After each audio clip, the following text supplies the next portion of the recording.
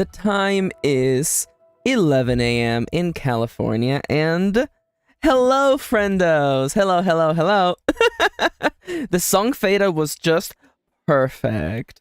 Hello, everybody! How do I sound? How's everybody doing? Also, hi, Chips! Rest up, Chips! And don't forget to stay hydrated. Welcome. Hello, friendos! Hello, hello, hello!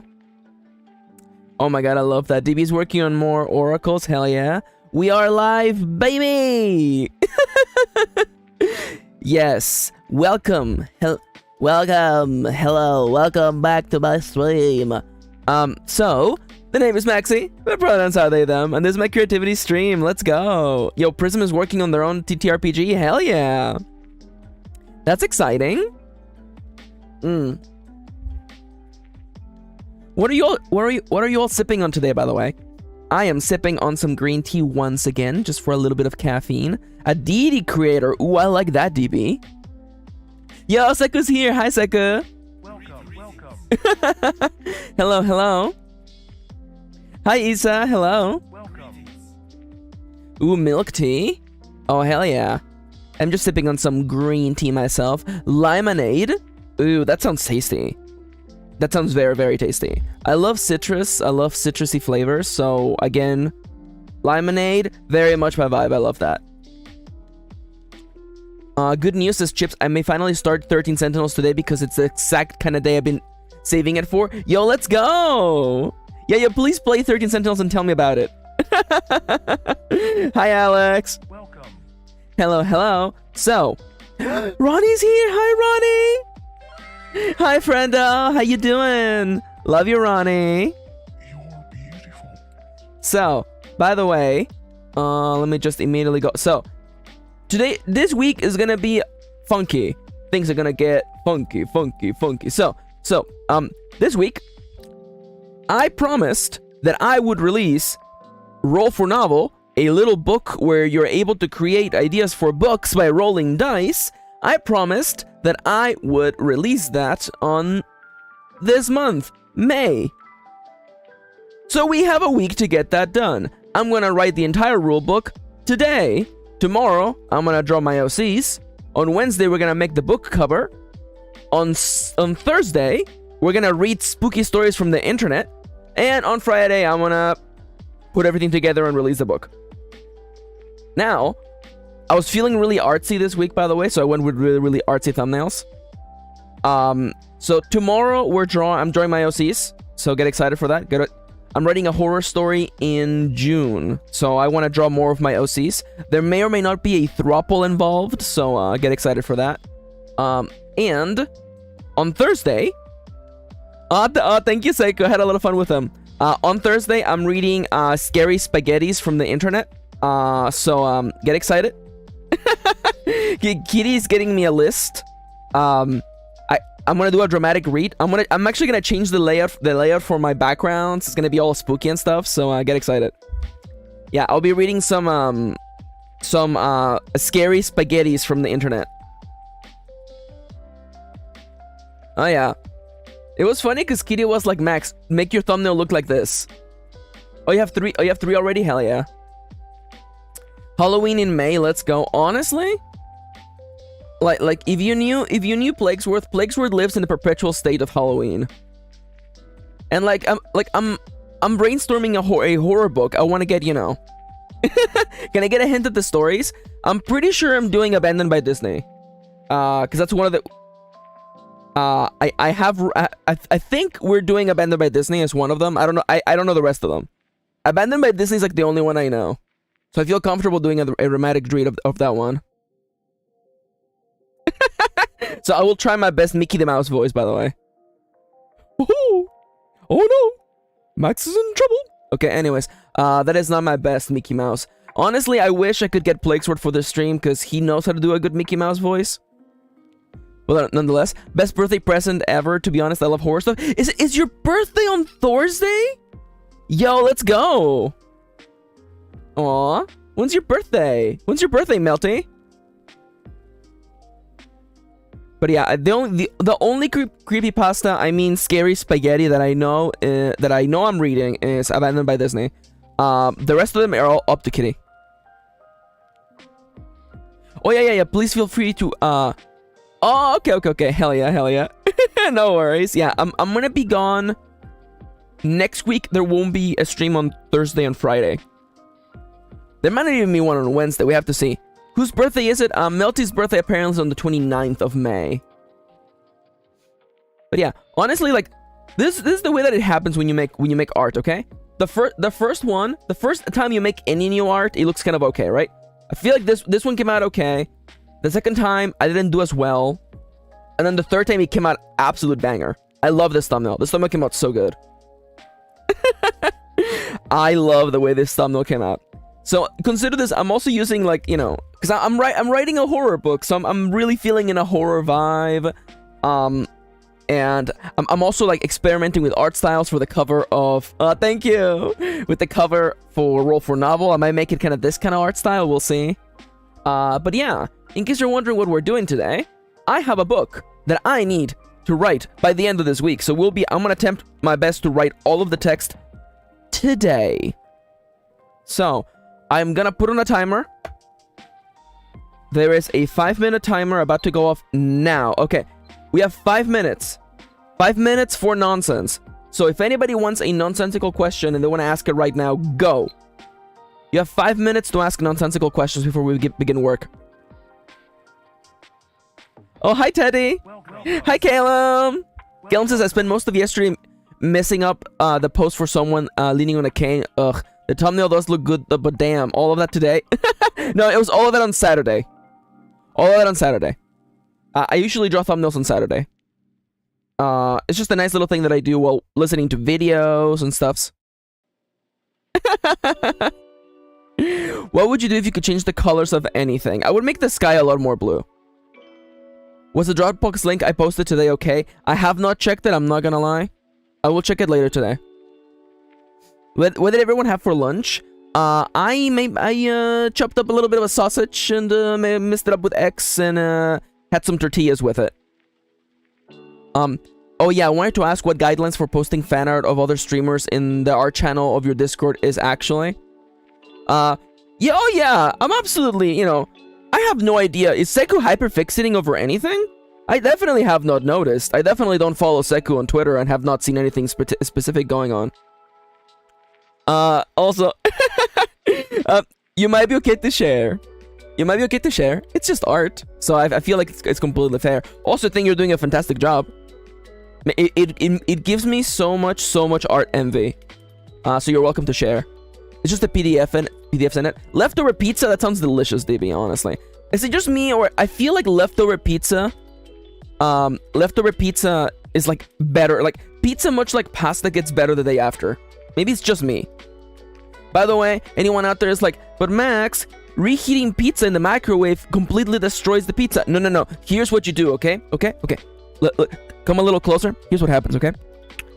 What you do is that you just sprinkle a little bit of water on the pizza, and that extra moisture allows it to it gets absorbed into the pizza, so it doesn't become all, you know, shriveled and you know, bad. Although cold leftover pizza is pretty good. Isa asks, what would you do if you could make cats and only cats as intelligent or as dumb as you want? Cats are already pretty dumb, to be entirely honest. I love how cats are already dumb and smart, and honestly, cats are perfect just the way they are.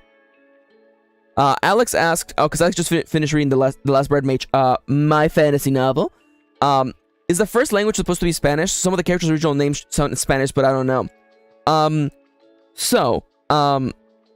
I purposefully, all the ancient names are in Spanish. If the answer is the ancient language Spanish, I'm not sure, but what I can say with certainty is that all of the ancient names characters have are in fact all in Spanish.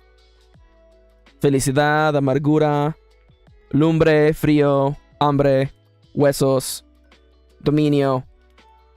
Which one is virgen? Virtud. There you go. Got it. Oh, the poodle says hi. Oh, hell yeah. I love that. I love that, Teddy. The last time I bit into a cold pizza, I caved in a tooth. Oh, no. Oh, no. rip rip teeth users. Oh my god.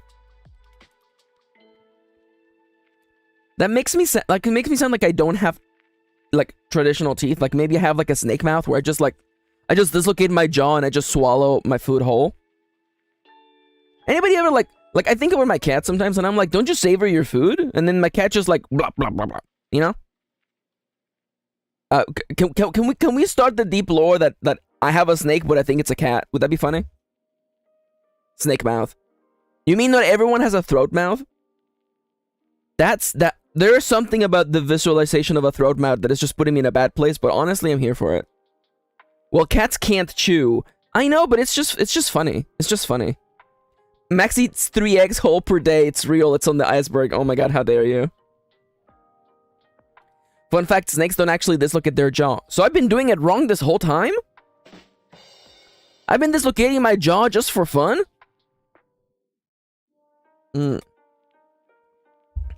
Sorry, I have been non-stop watching spooky things literally every day, getting ready for my horror novel. So like I'm legitimately like just constantly thinking of like what if X was creepy? Max always putting in 103%. Honestly, it's that 3% is what makes the difference. Oh, it was a joke? Max doesn't dislocate their jaw every day. I have this horror idea of a snake with a kitten's head. It lures in its prey with a cute kitten head, then bam, you're gone. Wait, Ronnie. You know, well, some people do dislocate their jaws. Some people are able to do that. I mean, I am double jointed, so like, you know, what do I know, right? Yeah, I am in fact double jointed, by the way. I can bend my fingers both ways. I'm in the middle of D&D right now and my barbarian is getting spam calls from God. I kind of love that, honestly. Send it to voicemail. Damn, God. Aren't you all knowing? Don't you know that right now is a bad time to call me? Damn. Oh, did anyone else leaving God on red or just me? But it is true, by the way. I do actually... That is not a joke. I do, in fact, have double jointed fingers. It's just one of those things where, like, it actually alleviates the pain sometimes. Yeah, the human body is incredible, you know? It is one of those things that reminds me that, like, sometimes I feel that humans, that we're very, very fragile. And then I remember that we are literally the most apex predator of this planet. So I'm like, you know, maybe we're all right. You know? The fact that, you know, I'm not throwing my wife under the bus. I'm throwing the bus under my wife. You know, my wife living with chronic pain and many other bodily situations is still able to be like incredibly amazing and lovely and productive and successful. Just goes to show that the human body can do anything. You can do anything. You can you can do anything. So just write a book in 1 week. So let's dive in. Kitty is the best. Can I get shout outs to Kitty, by the way? Shout outs to Kitty. Shout outs to my wife, honestly. Anyways, it's time for us to get going. The nonsense timer has gone off, and it's time to get to work. I've been doing a lot of singing. Praise Kitty. Yo, praise Kitty. Honestly, you know what? Shout outs to all the kitties out there.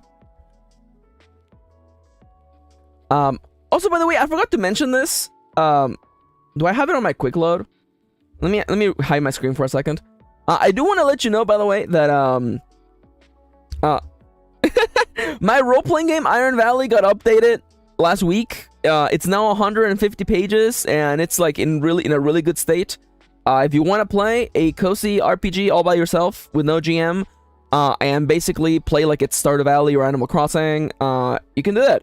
It's pay what you want with no minimum, so go download it. We made it to number 3 on Itch.io like yesterday. We dropped off since then. We're like number 6 now. But we were... What did I say 250 or what did I say? It's 250 pages. I don't know what number I said. Bold of you to assume that I remember the words that came out of my mouth a second ago. That's the thing about like live streaming, is that like, you know, you just enable like, did I say 150? I meant 250. The book is 250 pages long. But you know, when you're streaming, you just open up the faucet of banter and you just keep going, you know? Do I remember what I said a minute ago? Absolutely not. I'm too busy thinking about what I want to say in 3 seconds from now. So, if you're interested in checking out my game, it's free to download with no limit. So you can also check it out on the links on the chat. Anyways, so I wanted to say that before I forgot, because I am incredibly bad at reminding people that my works exist. If you want to read my books, like The Last Bread Mate, you can also do that as well. It's available pretty much everywhere books are sold. Anyways, let me take a sip of water, because I'm suddenly out of tea. Thank you, Mots. Read the bread. Yeah, read it. It's a threat. It is a threat. Yeah. I thought Ronnie was saying it's a treat, but Ronnie wrote it's a threat. And honestly, yeah, read my book or something bad might happen to you. Read my book, or you'll get approximately, and you'll get 5,000 milliseconds of bad luck if you don't read my book. Anyways, so it's a treat and a threat. I know. Isn't it funny that, like, English has so many words like that? Just one H of difference between something that's nice and something that's not bad. Anyways, so I have a whole book to write. We're going to be using focus mode today. If you would like to focus along with me, you're welcome to. Otherwise, just enjoy the vibes and let's get to work. Focusing for 25 minutes, beginning at the count of 3, 2, 1. Boop. Alright, so I have my outline here for the document right here. I want this to be... Oh, Ronnie's writing too, hell yeah! I love that. Do your best, Ronnie, I believe in you. So, I want this to be a relatively simple and small book. I want it to be like 10 pages at most. We're not gonna get there. It will most likely be more than 10 pages, but we'll see. So, the book flow. So, my goal for this project, I want to create a small, quick, and easy to read document to help people randomly generate story ideas using a series of tables and dice rolls. And it will feature a micro version of my novel planning guide. That is the hardest part, but we'll get there. So, first I want to explain how you ended up here. The book will open with this nice little quote that ideas are everywhere. You just have to look for them. So, in March of 2020, a man named Jacob Powells began a TikTok series titled "Roll for Sandwich," where he randomly generated his lunch every afternoon, posting a video of the process on TikTok. Began a video series. There we go, a video series. Oh, Siku's drawing? Hell yeah. Oh, I have no idea who you could possibly be drawing, by the way. Oh, no. Oh. I don't know why YouTube does that. For a hot second, I'm like, wow. I don't know if Seku's hitting me with the passive aggressiveness. Doesn't seem really like Seku. But now I understand now. Get lots of drawing done. Let's do this. Hi, Joestar. We're writing today. In March of 2020, Jacob Powells began a video series titled "Roll for Sandwich," where he randomly generated his lunch every afternoon, posting a video of the process, posting the process on TikTok.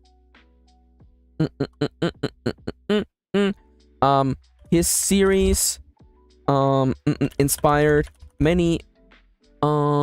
His series inspired many random generators and videos and TikTok accounts,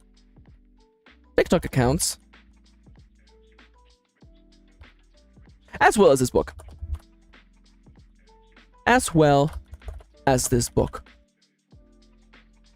Of course, the idea of using random tables or oracles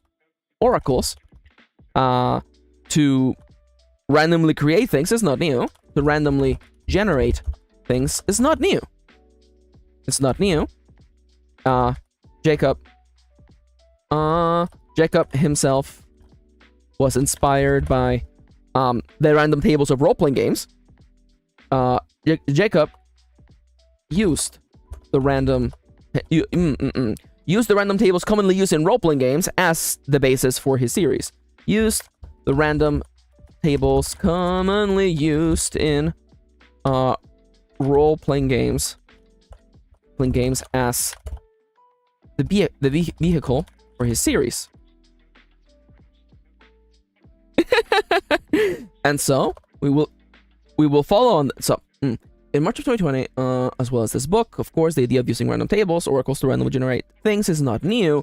Jacob used the random tables commonly used using dice and tables, known as oracles, also known as oracles, to randomly generate things is not new. Jacob used the random tables commonly used in role-playing games as the vehicle for his series. This little booklet.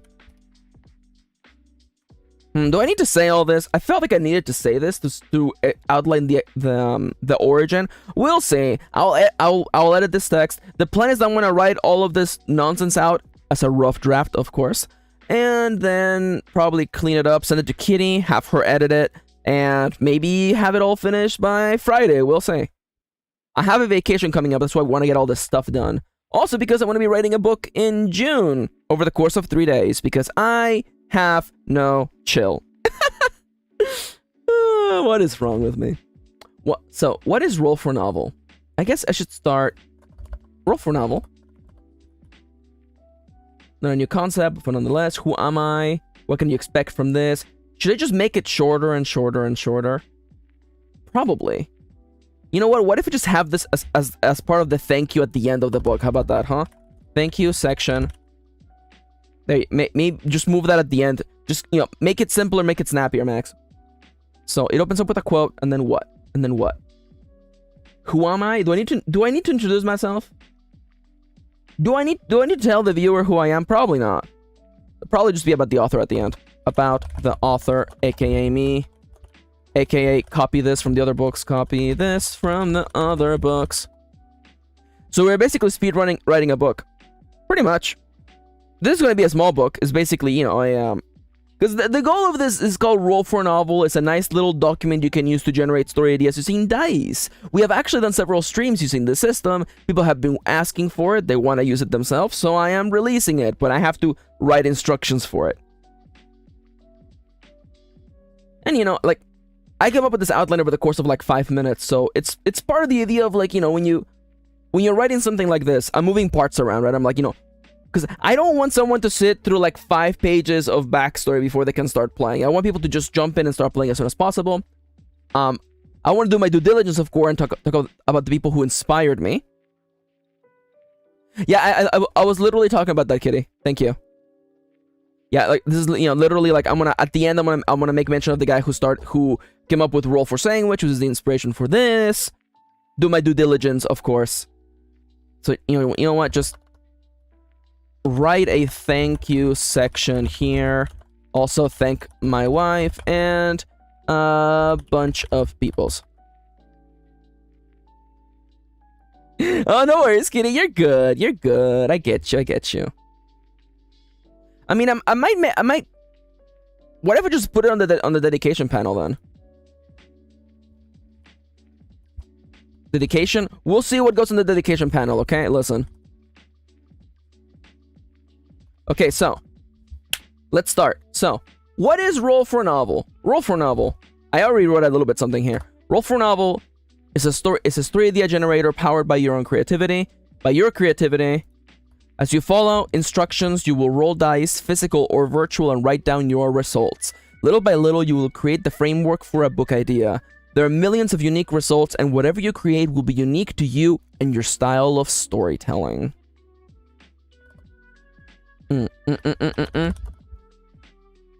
What you hold in your hands is Roll for a Novel. What you hold... This document, this book, is... You know what? Stop trying to write and just write, Max. Okay, so, opening chapter, aka what you're holding in your hands. Roll for a Novel is a story idea generator powered by your creativity. As you follow the instructions, you will roll dice, physical or virtual, and write down your results.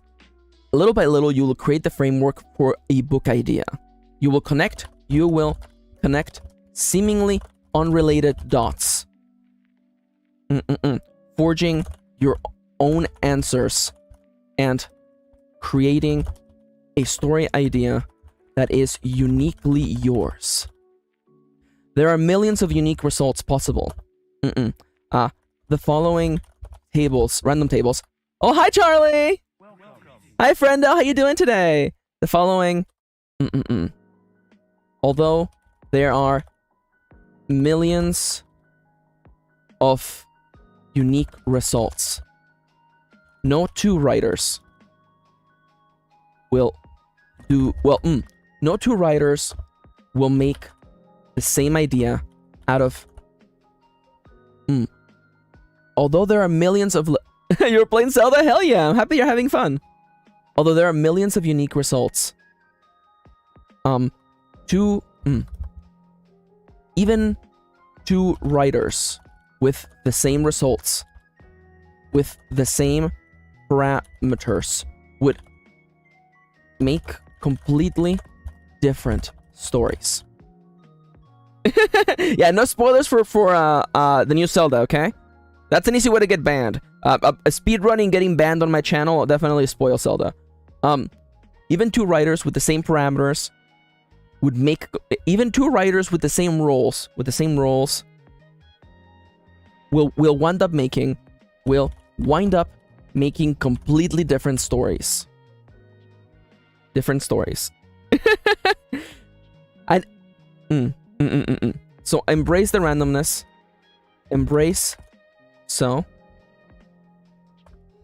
Do not second guess your gut feeling, your imagination, and your creative voice.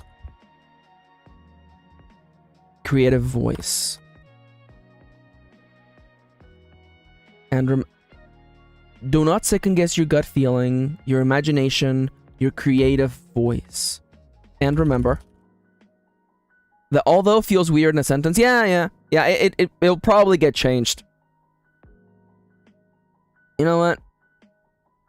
There are millions of unique results.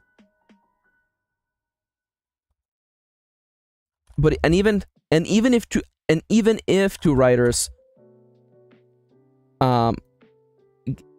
wound up got erased it. I'll worry about. I'll fix this later. I don't want to get stuck in the minutia. The feeling is here. Get the same roles. Okay, I getcha. Thank you, DB. Do not second guess your gut feeling, your imagination, your creative voice. Just your creative voice. And remember, have fun. I'll rework all of this. We'll get there. How to play. Yeah, it doesn't matter who I am. How to play. I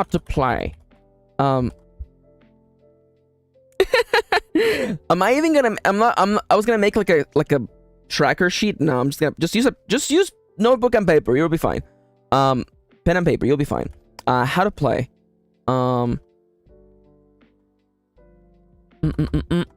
Roll for novel isn't... Oh, hell yeah. No worries, DB. You're good. Roll for novel is played. Roll for novel. Good luck with the writing. No worries, DB. Thank you for coming today. Have a lovely day, DB. Bye-bye. Goodbye. Okay, roll for novel. In order to play roll for novel, you will need the following materials.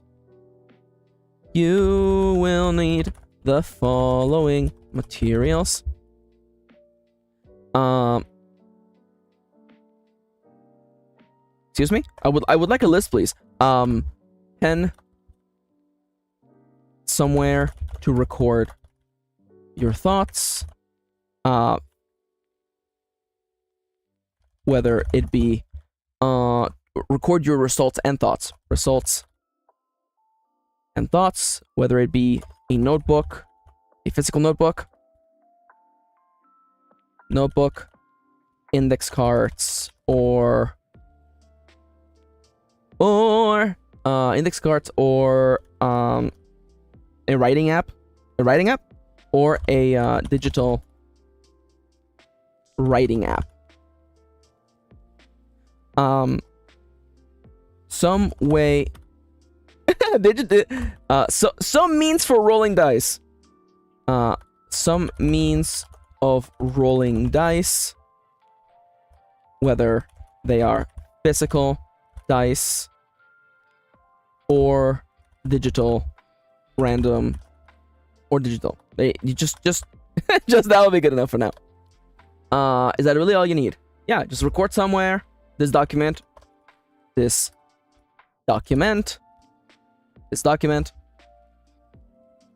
Okay. So, once you are ready to go, maybe something nice to drink, actually. How long does it probably take to, like, I don't know, an hour? How long do I think it would take? Probably, like, 20 to 60 minutes. Let's go with that. 20 to 60 minutes of your time. Something nice to sip on would be nice. Yeah, maybe I need to change the tone of the writing to be a little bit more playful, kind of like with Iron Valley. That might make the writing a little bit easier. So, how to play. In order to play a roll-for novel, you will need the following materials: this document, somewhere to record your results and your thoughts, whether it be a physical notebook, index cards, or a digital writing app. Some means of rolling dice, whether they're physical dice or digital. 20 to 60 minutes of your time. Something nice to sip on would be nice.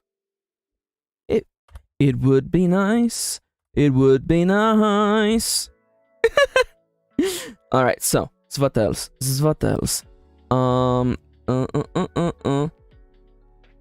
What you can expect? No. 0 days, oh my god. I'm being God. Also, I give it Charlie. Shoutouts to all the writers who can't sit down and write without a little drink. Yeah, it's me. Oh, I gotta have a drink. When I'm, even if it's just water. I gotta have something to sip on. Something to sip on would be nice. What is the goal of this? What is the goal of all this, Max? Okay, so how to play. Once you have all the materials ready, once you have all your materials ready, it's time to follow the instructions. Instructions from beginning to end. You will be asked to roll on specific charts. Yeah, you can't write while dehydrated. It's true. You will be asked to roll on specific charts and record your result. Little by little, you will create an idea. You will create little by little, you will start to get an idea for this novel. Write down any and all thoughts that come to mind on your writing.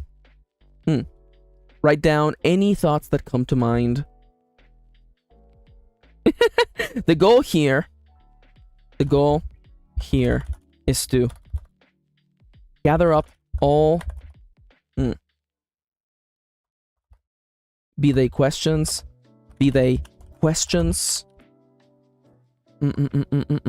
potential story threads, be they questions, potential story threads, or or simple images,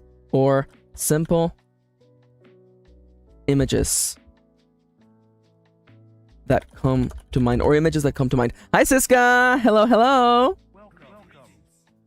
What do you mean you got sapped in the face? What does that mean? Love you, Siska. What do you mean you got sapped in the face? Explain.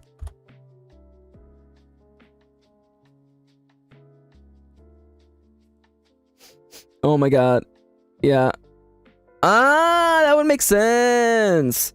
Oh yeah. Yo, hell yeah, though. That's good news, though. Hell yeah. Honestly, I'm here for that. Yo, I'm proud of you for doing that, Siska. I'm proud of you. You're good and you're strong. And you know what? I'm gonna hit you with the new sound that I just got on my soundboard.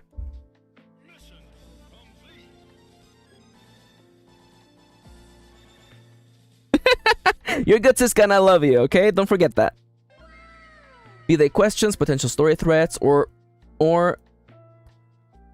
anything that comes to mind.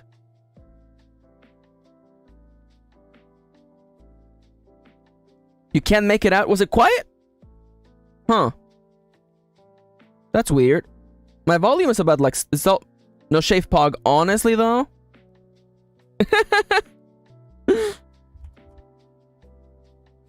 Yeah, weird. Man, volume is weird. Anyways. Be they questions, potential story threats, or anything that comes to mind.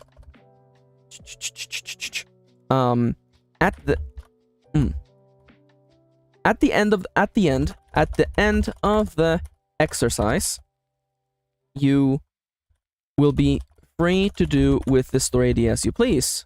With this story idea as you please. It is yours. It is yours. And if it seems fun to write, then you definitely should. Definitely should. Should write it. M-dash head, yeah. I love M-dashes. I'm all about the M-dash here. You should write it. That's why this booklet, this booklet, also contains a speedrun version. A quick and dirty version of my personal novel planning guide. If you have never outlined a novel before, this might just be the thing you need to take your first story from beginning to end. It won't make it easier, but it will. No, something to the extent of like, writing is hard. Writing a whole book is daunting, but with a little planning, you can make it a little less scary. Yeah, I'm gonna switch daunting and scary. Writing a whole book is daunting. Yeah, you know what? I'm gonna just go with this for now. Okay, so. All right. Now, hey, ladies. Yeah. Okay, so we just go. Step one. Step 1. Step 1. The basics. Okay. I want this to be really, really simple and clean. Simple and clean is the way that you're making me feel tonight. Sorry. Yeah, reset the clock. I don't care. It's fine. Reset the clock. I don't care. Is Kingdom Hearts a musical? I don't know. The basics. Roll for genre. Roll for genre. Using a 1d10, a 10-sided die, roll on the table below. Your result is going to dictate the genre of your book, of your story idea.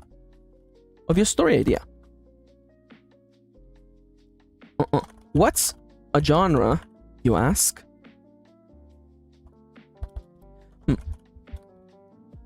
Ooh, how do I phrase this? Genres are similarities in tone and aesthetic. Sure. Genre is, think of genres as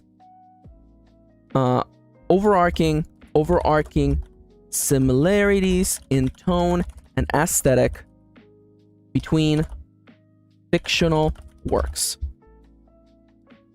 Similarities in tone and aesthetic between fictional works. Books of the fantasy genre share similar tone and aesthetics. Books of romance share similar tone and aesthetics. Consider how different how books in the fantasy genre share similar elements, which also differ them from something like science fiction or romance. These will be italicized, by the way. Something like science fiction or romance. At the end of the day, genres genres are ultimately just a category, a matter of Use these as inspiration for what the story might be, not exactly hard requirements. Oh wow, big payout. So the timer just went off. I'm gonna get up and take a little break, get up and stretch and drink some water, as you should as well. Dem's the plans. But first, I have to wait for this minigame to stop spinning. I'm gonna get up and stretch actually, while I wait for my minigame to stop. And remember, if you would like to partake in sharing in the break with me, should you get some juice? The answer is yes, Siska. You should definitely get some juice.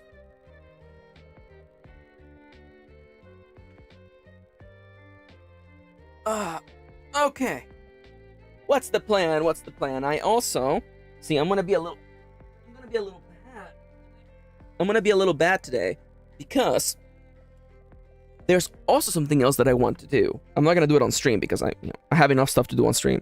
But what I want to do... Wow, it's still selling, huh? Damn, I have like 500,000 Ps? Damn. Wow, Kendra's got no excuse. I don't know how Kendra is still poor in this game. Why do I feel like Kendra's not even like... Does Kendra even know how to play this game? Anyways, Kendra's not here. I shouldn't put Kendra on blast. Kendra can't be the butt of every one of my jokes.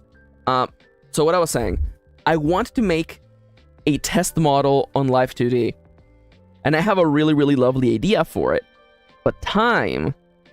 Oh my god, Charlie. You're not wrong, though. Maybe Kendra should pull themselves up by their bootstraps. I mean, like, you're not even wrong. Alright, getting all my Chibos. Let's go. And I have all the money in the world, basically. Is this summer? It's spring. What month is it? What season is it? It's spring. Okay, perfect. So, let me just buy all this. Oh no, did I just... Whoops, I just finished the game. Just bought everything. But I'm not gonna reset the save file just yet. I don't feel like resetting the save file. What is the options here? There we go. Alright, so I'm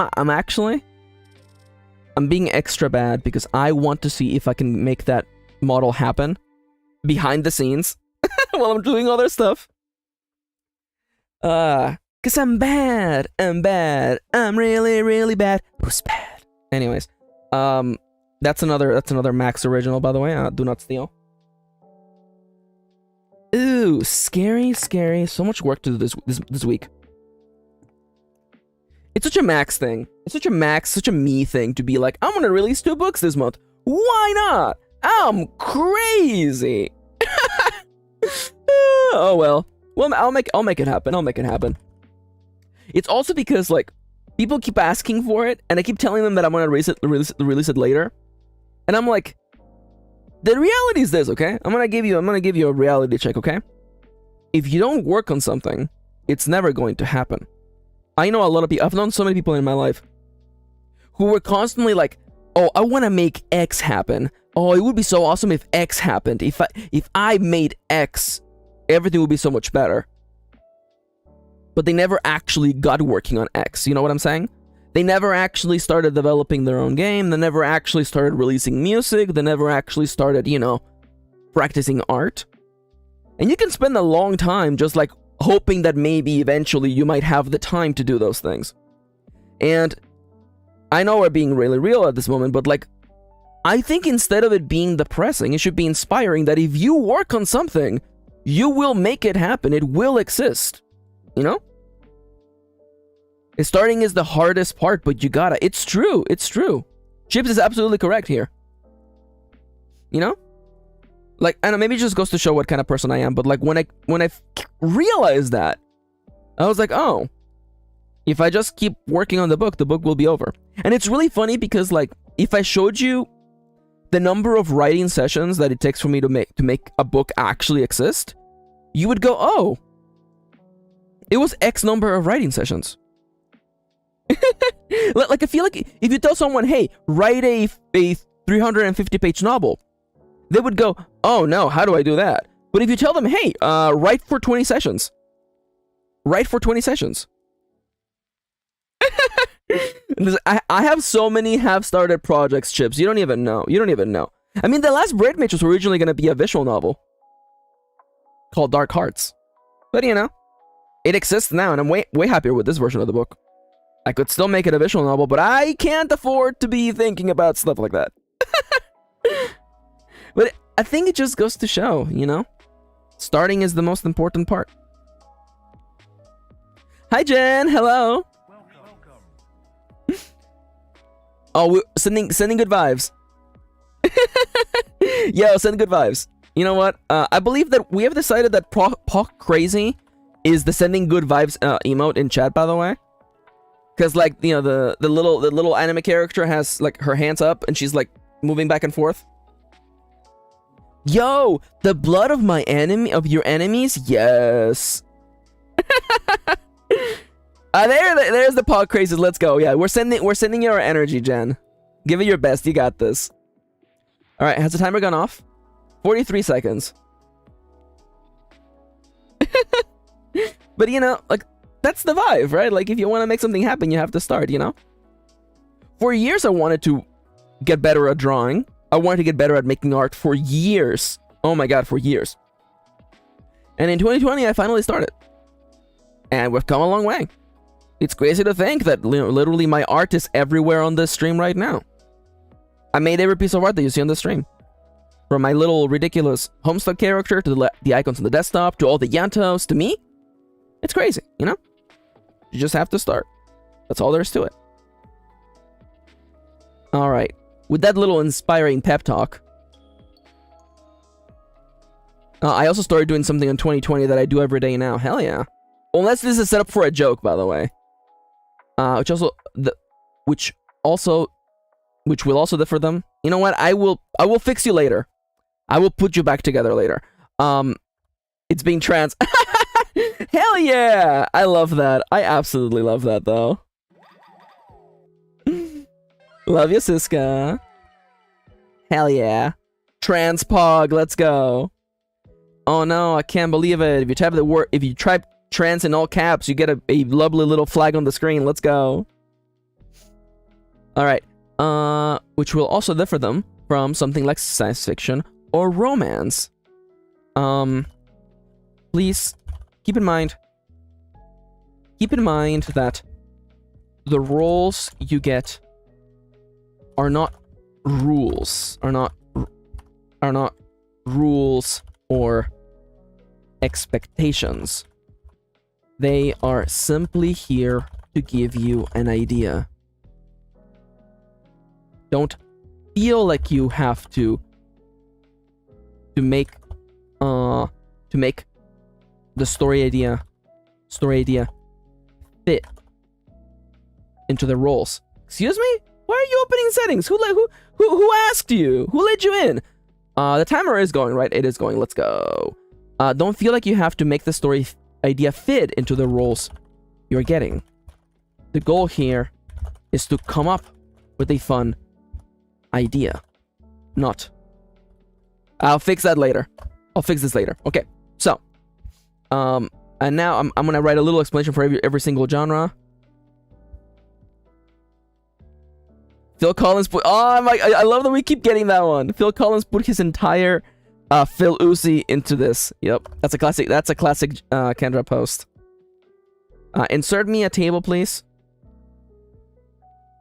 Oh, I actually wanted 2 columns actually. Could you like, can you like take it to the back and just like cook it again, please? All right, so, oh, I realized I actually need 3 columns now that I think about it. So it's role, genre, description. Dale's role is I draw a boy with trans scars. People clap. I leave. My ideal fandom experience. I love that. I love that. It's a very base Charlie quote. It's true. All right. So 1, 2, 3, 4, 5, 6, 7, 8, 9, 10. Roll twice. Roll. Roll twice on this table. You know what? Actually, double genre. Double genre.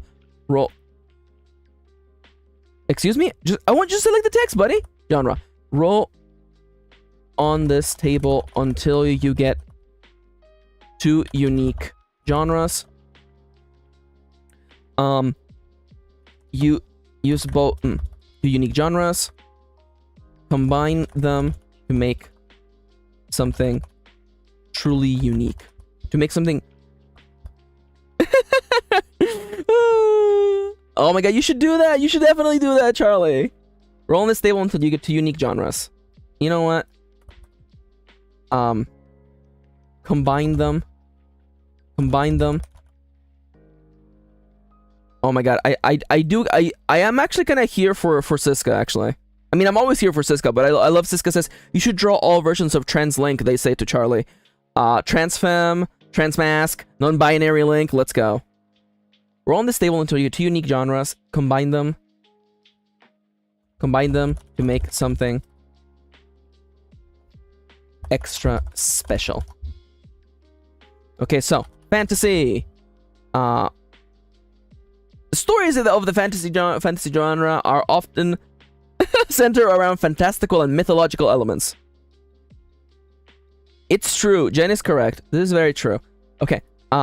Fantasy stories are often focused on the fantastical, the magical, and the mythological. Yeah, I mean, I feel like Zelda is gay, you can't change my mind. It's very, very true. Fantasy stories are often focused on the fantastical, the magical, and the mythological. Do I have to provide examples? I feel like this just makes sense. And the mythological. The fantastical, the magical, and the mythological. Science fiction. Should they be... I'm not gonna sort them alphabetically. Science fiction. Sci-fi stories are often focused on the fantastical. The fantastical in relation to technology, the future, and in relation to technology, the fantastical, the technological, and I need something else. The fantastical, the technological, and the future. There we go. And the future. There you go. There you go. Example: Lord of the Rings. I don't have to put it again. People know what a fantasy book is. I'm gonna assume romance stories are often focused on relationships of all kinds, not just romantic. Relationships of all kinds, not just romantic, as well as the clash between the desires of everyday people. Between the desires of everyday people. There you go. Horror stories are often focused on the topic of fear in all its forms. How dare you? It's horror. Stop pointing out that I say things wrong. I'm being bullied. Everybody, somebody come and help me. Someone protect me. Siska's bullying me. Horror stories are often focused on the topic of fear in all its forms. From fantastical fear, from the fantastical fear of the unknown, from the fantastical fear of... Quick, somebody make a horror oracle. How dare you? How absolutely dare you? Cousin, how dare you? Of course you're allowed to bully me because we're family. And when you're here, you're family. From the fantastical fear of cosmic entities to the grounded fear of... something about people who kill. To the grounded fear of each other's, of other humans, of other people. Hell yeah. Mystery. Focus on answering questions, usually a crime. Hell yeah. Kitty. Horror oracle. How slutty is your townie? We support them no matter how slutty. I love that. Your wife is yes-anding me. It's true though. How slutty is you? I'm sorry. That to me it just feels like an ask the oracle, like ask the spirit of the forest role. It's like, is my character slutty? And then you just it's like yes. And it complicates things. Oh no, I can't believe that I have 2 dates at the same place. Oh no, how am I going to do this? Anyway, so I'm writing about a throuple. I'm making art of them tomorrow, by the way. Unrelated. Mystery stories. Mystery stories are often focused on answering a question. And usually surrounding a crime, though they are not limited to just that. Sometimes the answer can be a personal one, or one that affects the whole world. The answer can be one that affects only one person's life, or that of the whole world, or maybe that of the whole world. There we go. I love that I'm doing this thing again where like the descriptions get longer and longer because I'm actually getting into the zone, so we'll figure this out later. Thriller. Focused on action and crime. Thriller stories are often focused on... This is a yes and safe space. Honestly, it is very, very true. Are often focused on action and crime. Action and crime. Featuring nail-biting moments, and edge of your seat. I'm missing a word here. Featuring nail-biting moments. No, Thriller stories are often focused on action and crime.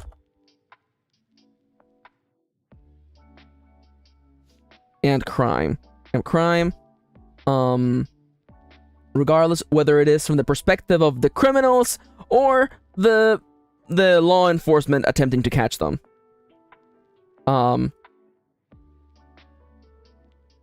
Whether it is from the point of view of criminals breaking the law, the people attempting to catch them, or someone, or a person, or people somewhere in between. There you go. Contemporary. Contemporary stories are often focused on the current motifs of daily life in our world. Something about mundane. Although a contemporary story may seem mundane, there's something uniquely relatable about the things we're all dealing with. Contemporary stories are often focused on the current motifs of daily life in our world. Although they may seem mundane, they are, without question, they are some of the most they are easily related to. They're easy to relate to for their experiences that everyone can understand. No, even the most seemingly mundane parts of life can be exciting and interesting. Historical stories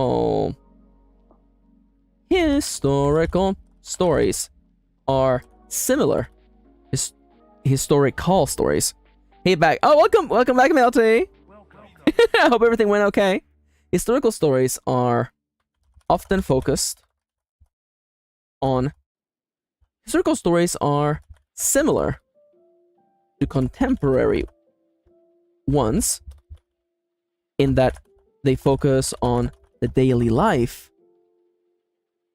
Focus on daily life. Except that instead of our modern world, or instead of How we done so far? I'm pushing along. You know, I'm trying to oh, no worries, I completely get you. Yeah, feeling overwhelmed. I'm pushing along. There's definitely work that needs to be done already in this version, but I'm just pushing through. You know, I'm not trying to write, I am simply writing. Except that instead, historical stories are often focused on the motifs and daily life of a period in history. Oh, hi, Pixel! Hello, how you doing? Well, of a period in history. Life in a different time period. Stop trying to write me and just write me. Yes, thank you.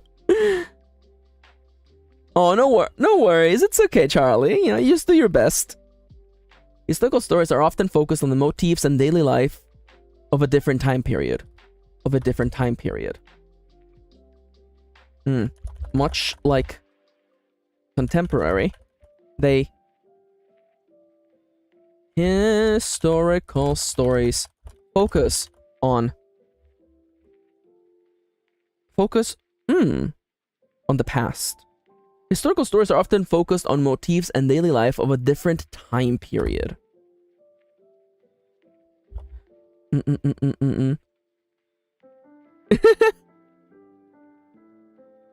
Hell yeah. 1 is bigger than a number of 0. It's a bigger number than 0. Melt is absolutely correct. You know, it's not all or nothing. Any kind of progress is good progress. You know what? This is good enough for now. Dystopian. Dystopian stories are often focused on the state of a world ruled. Step 0. Oh my god, Kitty.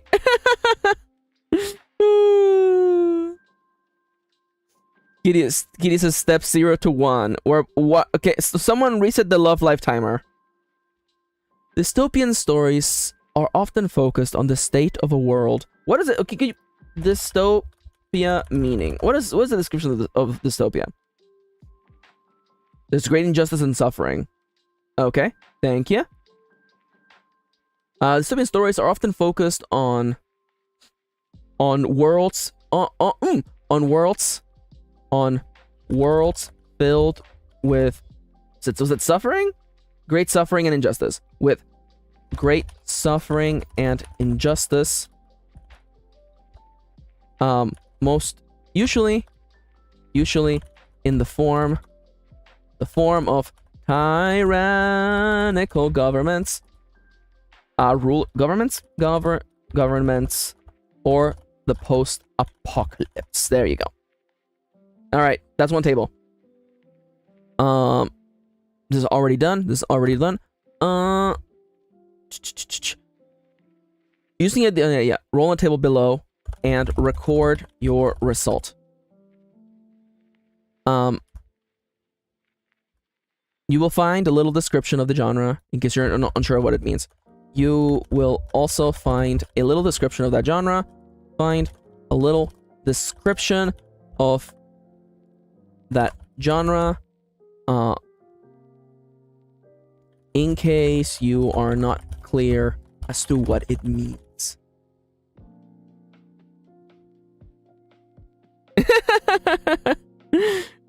Oh no, Melton, they keep sending students to your room. I hate that. Okay. I will rewrite you. I will rewrite you later. For now, we move on. We move on. Okay, so POV. Point of view. Roll for point of view.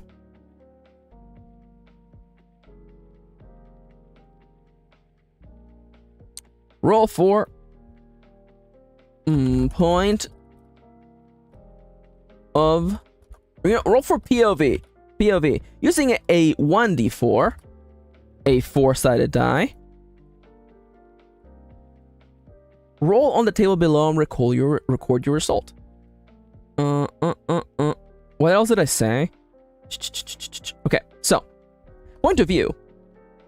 Point POV or point of view is the narrative method which you'll use to tell the story. The importance of POV is that it can limit or widen the scope of a particular story. As the narrative method you will use to tell the story. Certain POVs can narrow or widen the scope of a story. First person makes for a more personal, intimate story, while third person omniscient, there you go, I know how to spell, can make a story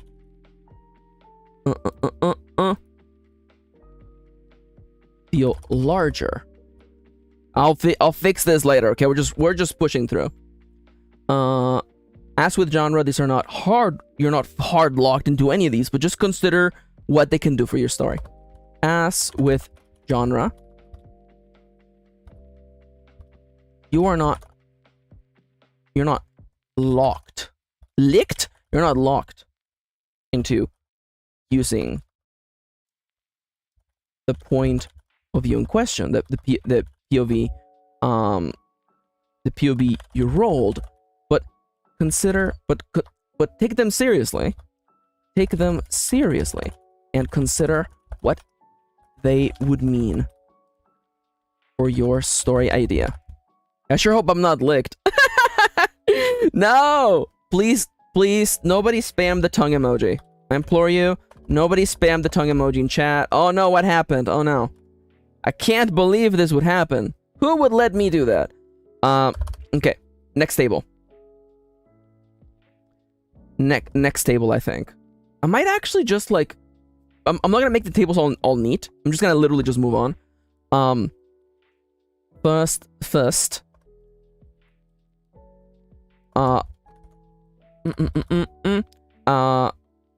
A story told in first person.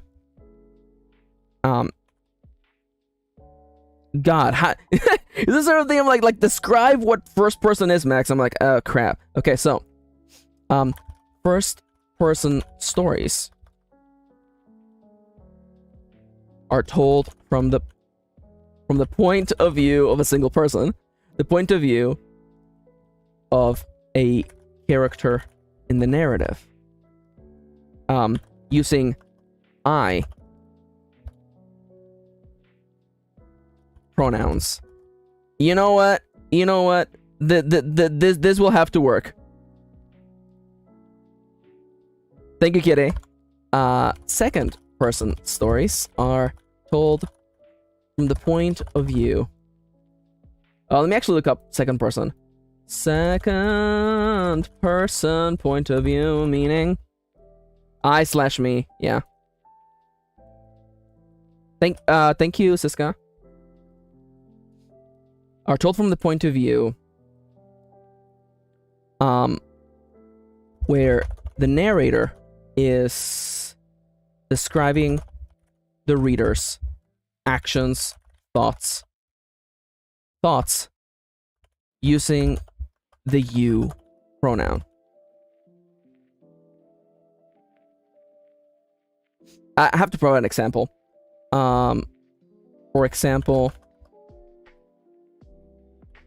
I walked across the room and picked up the newspaper. For example, you knelt down by the grave and passed and felt the engraving with your fingertips. Yeah. So just yeah, absolutely. Yeah. Pixel makes a good point. Third personal personal stories are told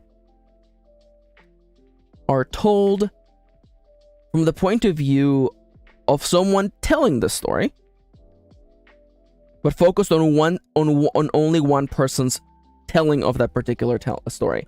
Does that make sense? Third person personal stories. No, the timer is going off, but I want to finish this trail of thought. Third person's personal stories are told from the point of view of a third party, as though someone telling a story about something that happened to someone else.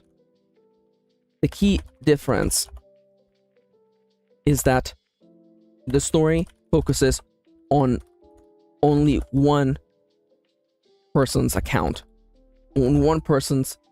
No, that is that the story is limited to the thoughts of one single character. Hence, the personal. For example... Kitty says, Chad, what should I have for lunch? Leggies hurt, so I gotta get the bagel, sandwich, or soup, or delivery. I'm seconding sandwich or soup. As is Pixel. For example.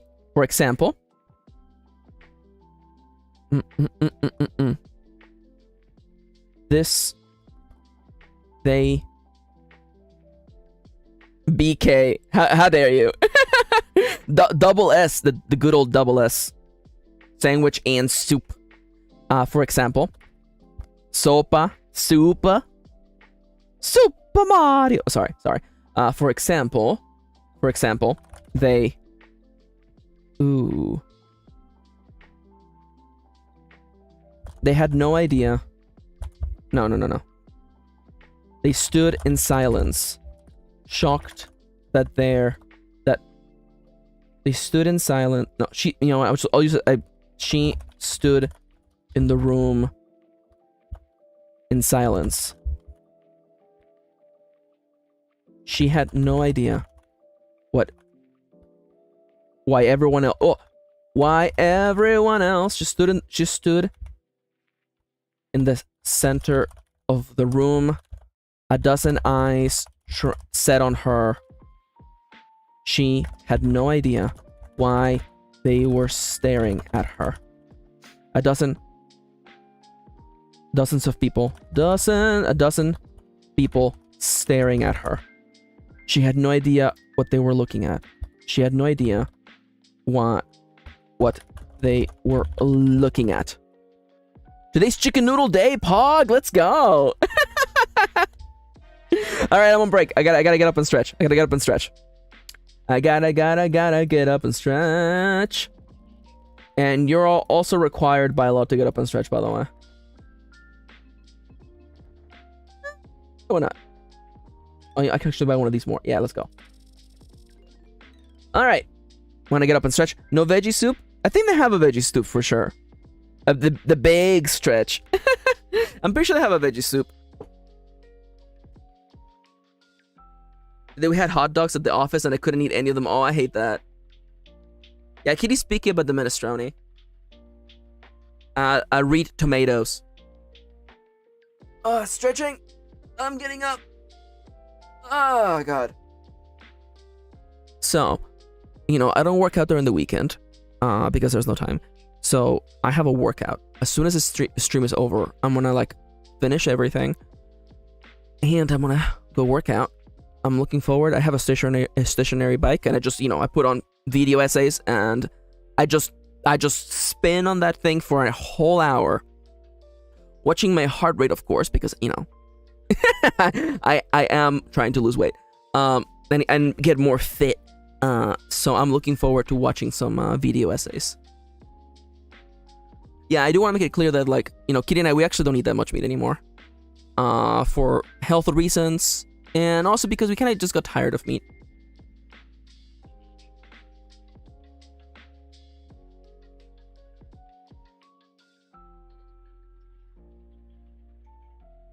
Yeah, I don't know.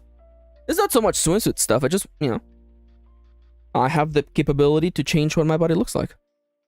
I have not started the YouTuber you sent me, Kitty. But what I will today, I was actually looking for things to watch, and nothing really jumped at me, so I will definitely check that out. Do I need to use the bathroom? You know what? Let me go use the bathroom real quick, before I forget. So I'm gonna go piss, girl. So, people in chat, go full degenerates and just spam emotes until I come back, okay? I'll be right back. BRB!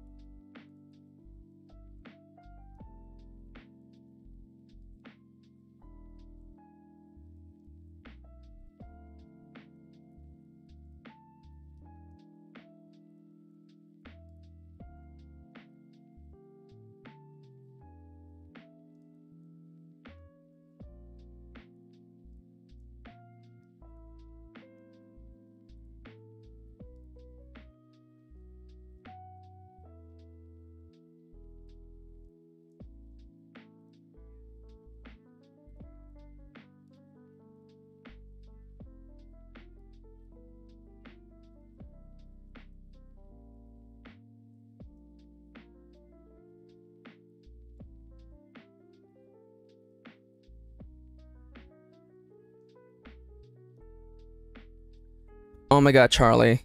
I hate that. Charlie says, yeah, the curse of CYMK and RGB. Oh my god. I hope I'm on CYMK. God, I gotta check that actually. God, am I on it's fine. It's really only a big deal if you're worrying about stuff being in print, but I should probably still check that though. Yo, hell yeah. Kitty says, chat, I'm almost done with my first crochet project. I did it backwards, but it still looks like a bee. Yo, hell yeah, let's go. Can I get a bunch of bees in chat, by the way? Can I get a bunch of bees in chat for Kitty, who's incredible? She's made a little crochet bee. She's learned how to do the magic loop. She's powerful now. Unbelievable. Oh no, the bees! Here comes the bee. Oh no. Not the bees. Okay, I'm just joking a little bit. Drank water way too fast, too hard. You know, anyone else? Sometimes you just like suck too hard. I'm sorry, what? Never mind.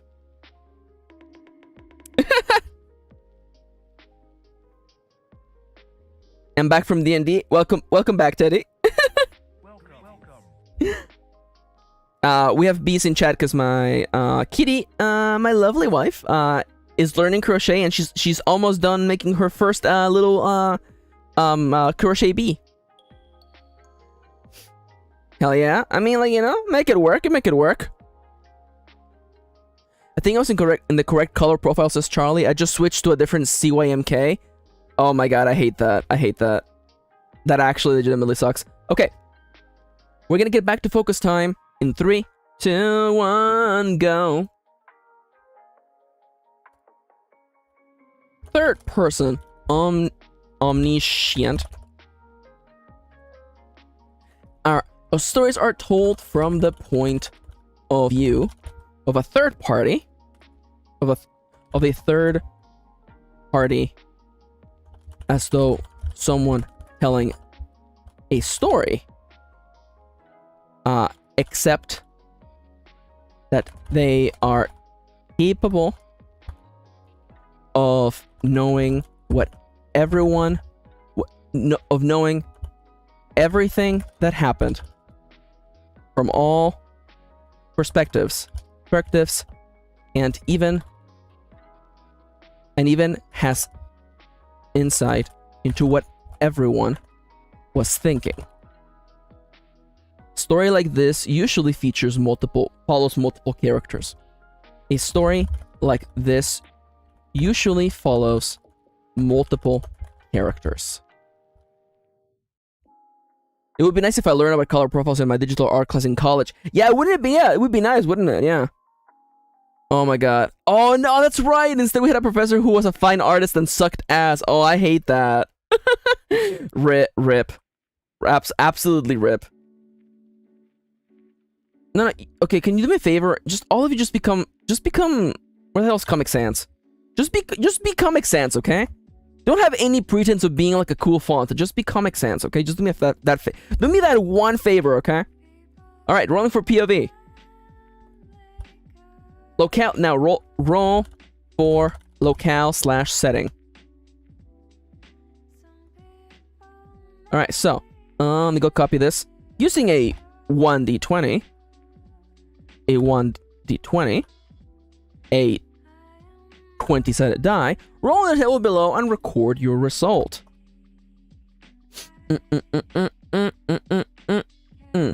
Locale. All stories. Think of your story as a theater play with one central locale or setting. The result you get on the table will infer which place is the focus of your story. Oh, I like that. Oh, I see. Oh, that makes sense, Teddy. I can imagine that would be a pain in the butt. The result you get on the table will infer which place is the focus of your story. Just like a book has You, as with the previous entries, you're not forced to have this be the only location in your story. It is simply one that is focused on. It is one that is central, or focused on for an important reason. Don't let the rules limit you, but rather just guide your creativity. You know what? I've already made that point. Moving on. Moving right along. Small town.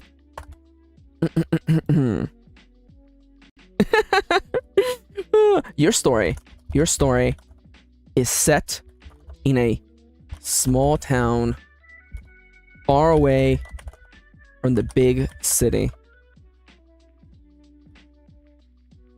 It's a tight-knit community.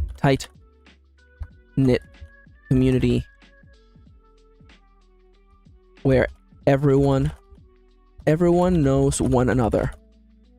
A town where everyone knows one another and each other's secret. I like that. Another. And each other's secrets. Thank you, Kirin. The big city. Your story is set in a large city. The center set in a large city. A patchwork of cultures, classes. Your story is set in a large city. A patchwork of colors, classes. There's a word I'm missing here. So there's a word that I'm looking for regarding wealth. Is it wealth? No. A patchwork of colors, classes, and cultures. The city. I think cultures was the word I'm looking for. But diversity is also correct. The city is home to countless people's countless dreams. But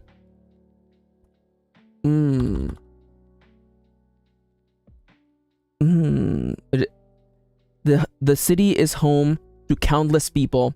No, the city is home to splendor, poverty, and the countless dreams of little hopefuls. There you go. Of the young and the hopeful. There you go. Of the young and the hopeful. The young and the naive. Ooh. Okay. The wilderness. Your story is set in the wild. Far away from civilization.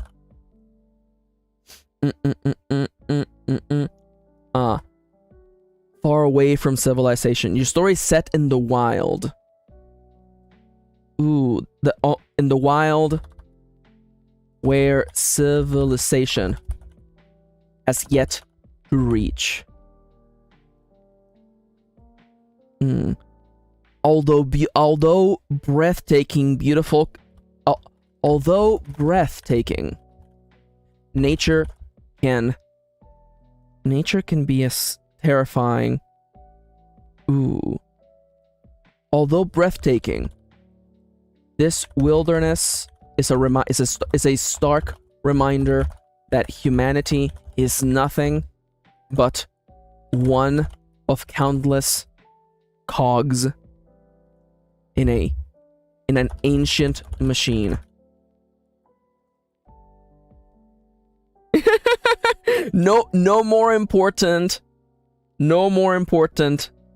than the critters of the forest. No. In an ancient machine. I don't know. I'll leave it with that. That's actually a little bit darker than I wanted, but whatever, it's fine. Your story is set somewhere is set somewhere far away from people. Whether it is up in space, in a bunker, or or in the ruins of a city. The only thing for certain is that you are alone. It's a first draft, so by all means write the most cringe. I don't think that was cringe. I disagree with you, but nonetheless, I will write my cringe. Cringe is what bitter people call sincerity. Ah, there we go. I knew Siska would not let me down. I like that. Hold up. Cringe is what bitter people call sincerity. I like that. I'm okay with that. I'm adding the quote, don't worry, Siska. You know what? That's a good quote. That's a good quote. I love it. Siska, I love you, cousin. Cringe is what bitter people call sincerity. You're full of zingers today. I love that. I'm gonna steal that. I'm gonna steal that. People are gonna quote me on, and then they'll think that I came up with it. The only thing for certain is that you are alone. The only thing for certain is that you are alone. Is that you are alone. You are alone. No help is coming. A mansion. Your story is set in an opulent house full of rooms and secrets. Full of beautiful, full of history. Full of history. Ooh, full of history.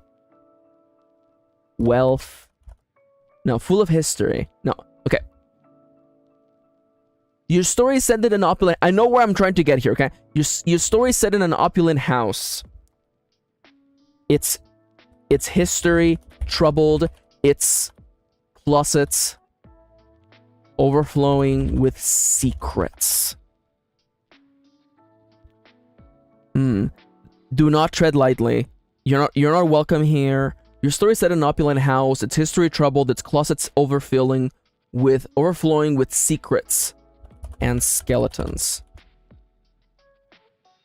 Whether you are here by choice or not, be wary, or the house. Ooh, the house changes all of its guests. There you go. There you go. The front lines. Your story is set on the forefront of a world-changing event. World-changing event. Whether it is the front lines of a war, a disaster, or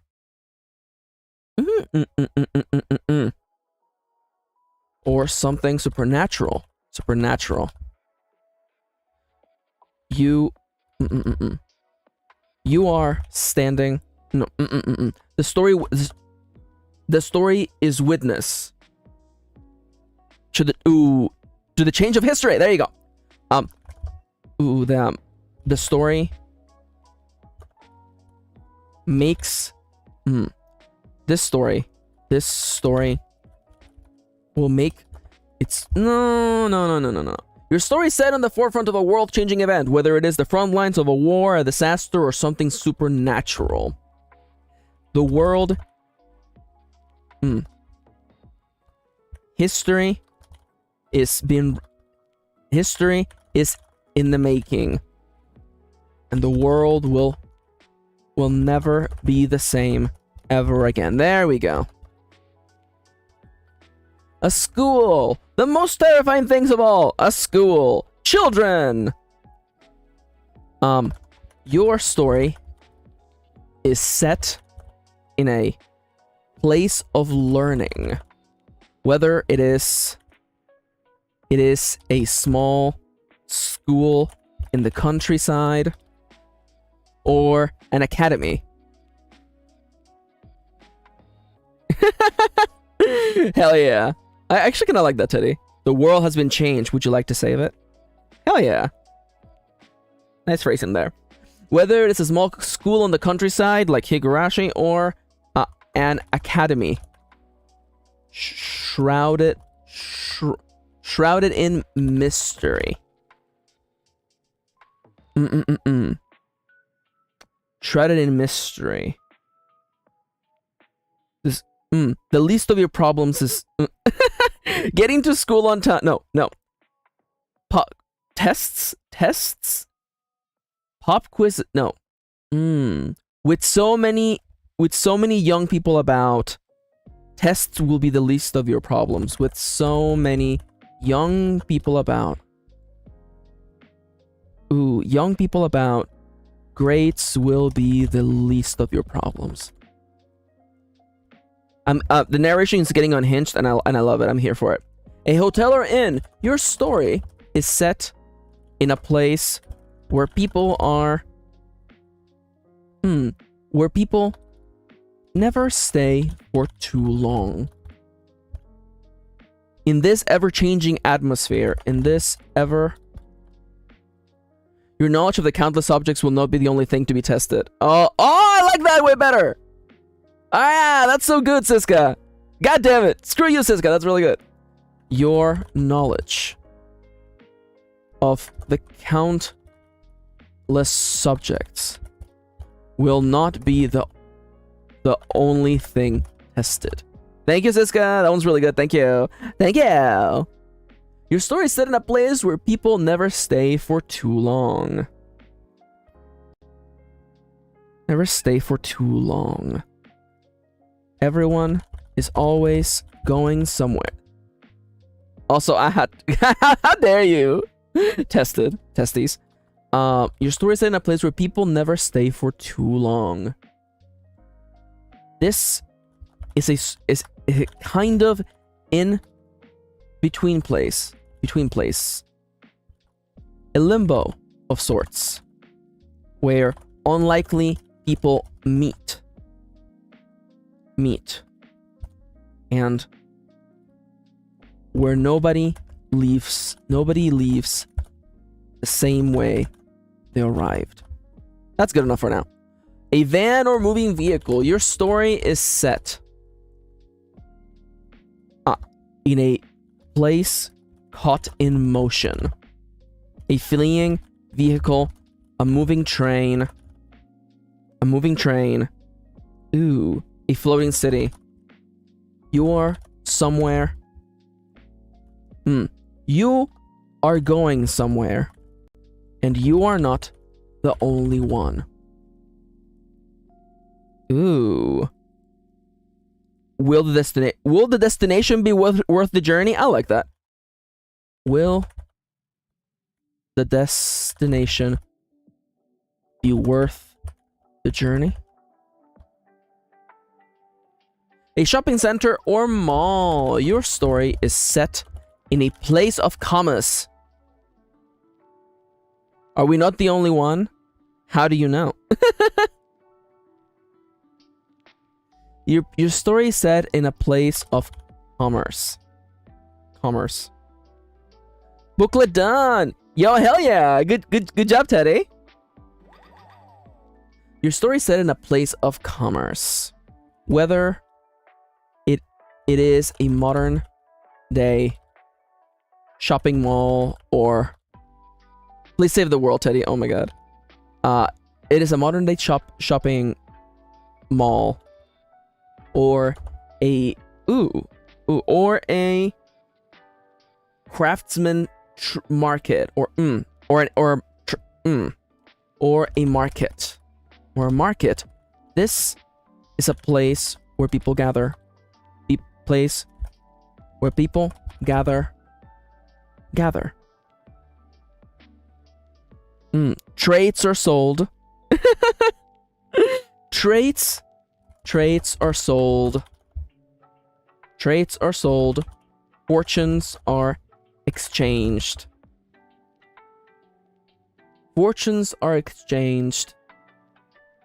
And something about and youth is so quickly to slip by one's fingers.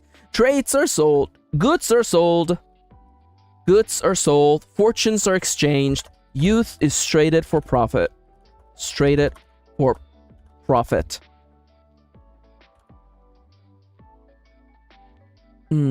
Youth is traded for profit. Youth and time. Success. Success. Success is the gold standard. And both, and you can earn it. All you have to do is give up your youth and your time. I'm not happy with this, but honestly, we're gonna keep going. A foreign place. Your story is set somewhere completely unknown to its protagonist. Your story is set in a place that is alien and different. Your protagonists do not know this place. Everything about this, everything here is strange. I'm searching for the word. Your story is set in a place that is alien and different. Everything here is strange, and you cannot let down your guard, no matter how breathtaking and alluring it may be. A business. Your story is set in an organization. Add an organization. No, your story is set at a business. Whether it is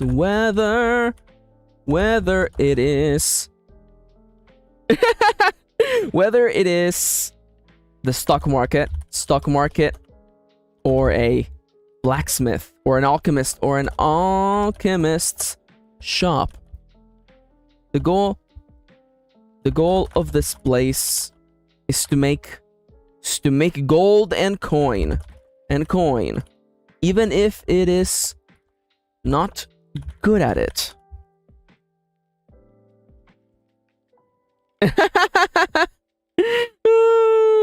Thank you, Charlie. Charlie says, not gonna lie, I love the streams because it's so validating to watch someone spend 5 years on wording a single sentence. LOL. Yep, that's the writing. That's the rub. That's what happens. Like I can close my eyes and I can kind of feel where I want the sentence to go.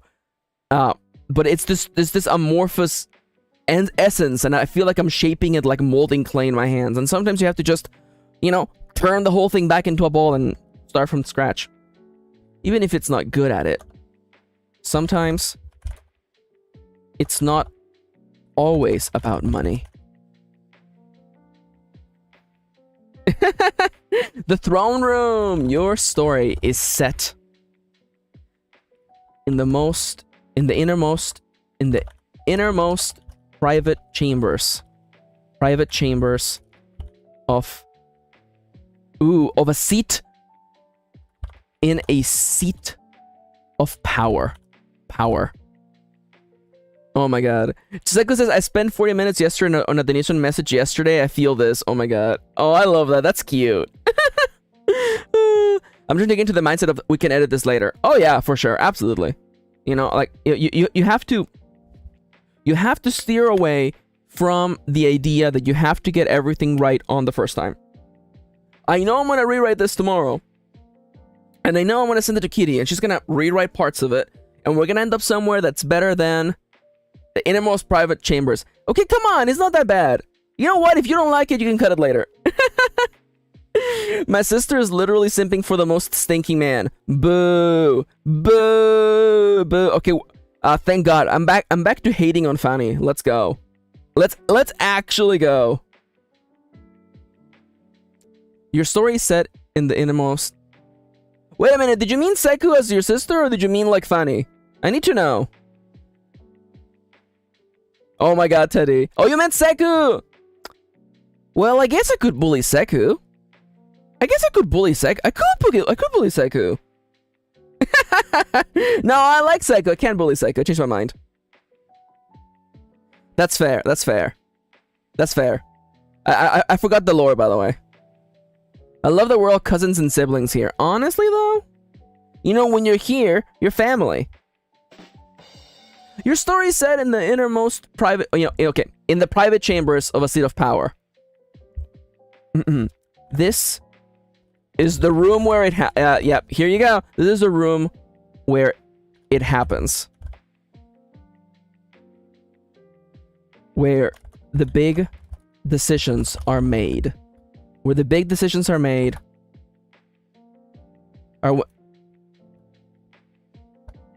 No. Get fixed, son. Okay. What is family if not for the folks you choose to share the last cookie with? It's so true. Also, hi, May. Hell yeah. This is the room where it happens, where the big decisions are made, and where the idealists clash with reality. What legacy will you leave behind? Oh no, I hate that, Teddy. I hate having to go to the bank to fix things. Excuse me, what quote? Who asked for... Charlie asked for a quote. Oh my god. Wait. What happened to chat? Hello? Alright, so, okay, people in chat, you guys can still hear me, right? Because for some reason, my chat no longer works on OBS. And I don't know why. That's weird. Like, I was seeing my chat for a second, and it just no longer works. Let me go. Okay, I'm gonna go to docs. I'm gonna go to... Can I please undock this chat, please? I'm gonna close the chat. I'm gonna go to docs. I'm gonna open chat again. Okay, okay, we're back. Okay. Classic OBS. Classic OBS just scaring the lights out of me for no reason. That's funny. Yeah, it's just literally like the screen just like went away. Yeah, all good. Thank you, everybody. Everything's fine now. I love it when you crunch me, Maxi. How dare you, dude? Are you double Scorpion? I love that quote, by the way. I don't know, Siska. I mean, like, Siska, it's your crown. Where with pride? Oh my god, I love this. Teddy, your quote is, I praise Moo times. I love it. Alright, so. Your story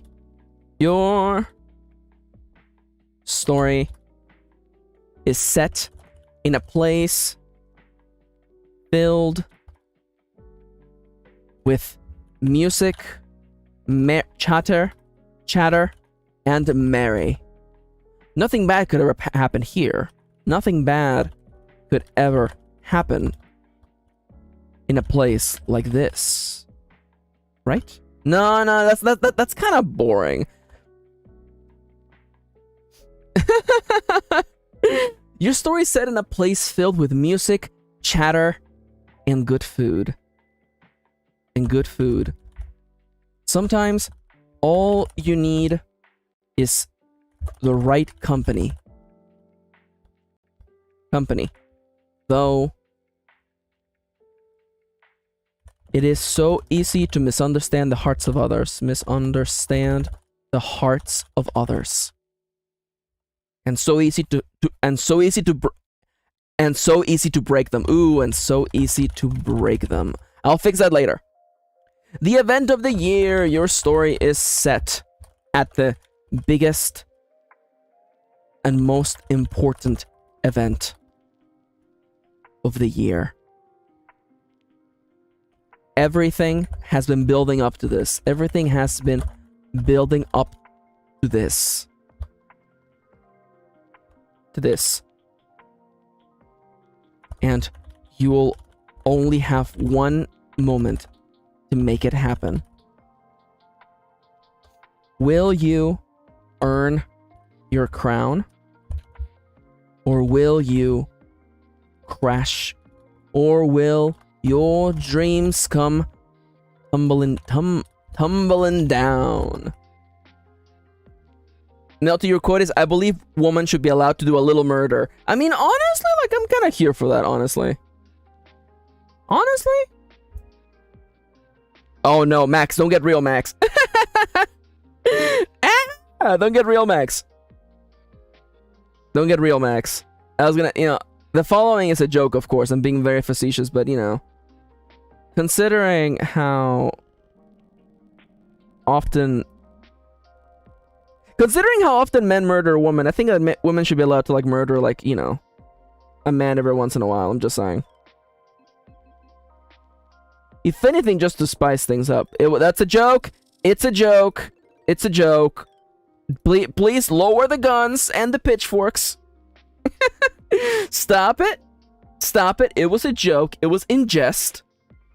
Can I make a slightly political joke? On my leftist Minecraft server? A political joke? On my leftist Minecraft server? Please, go right ahead. I honestly, I'm surprised you even asked.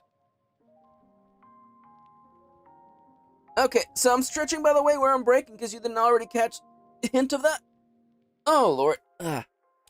Bending down, touching my toes. Alright. Alright. We have about an hour. Oh, I get that, Charlie. Charlie says, now time for the hardest part of art, figuring out which textured brush to use for the line art.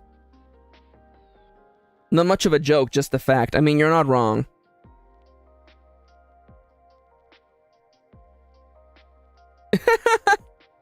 Did Teddy say that? Oh, I'm on top chat! God damn it. It refreshed and it put me on top chat, so they didn't see Teddy. Sorry, yo. Okay, I'm gonna read Teddy's quote, by the way. All retail employees should be able to murder at least one customer without any consequences per year. Honestly? I feel like suddenly people would be a lot nicer, huh? Wouldn't they? Wouldn't they be a lot nicer? Suddenly people would be like...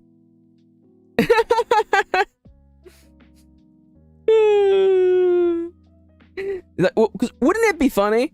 Suddenly a lot of people would be like, actually, I guess I don't have to, like, ask to see the manager just because I don't like the price of the peanut butter today. Actually, I guess I shouldn't just, you know, explode in front of the cashier just because, you know, the line at the checkout was long for reasons that have nothing to do.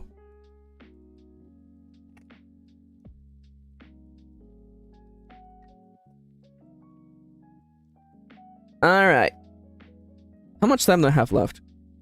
I have an hour, 2 minutes on the clock. Let me take off my glasses for a second. Just taking a deep breath. Bad person. Hell yeah. Fruggy.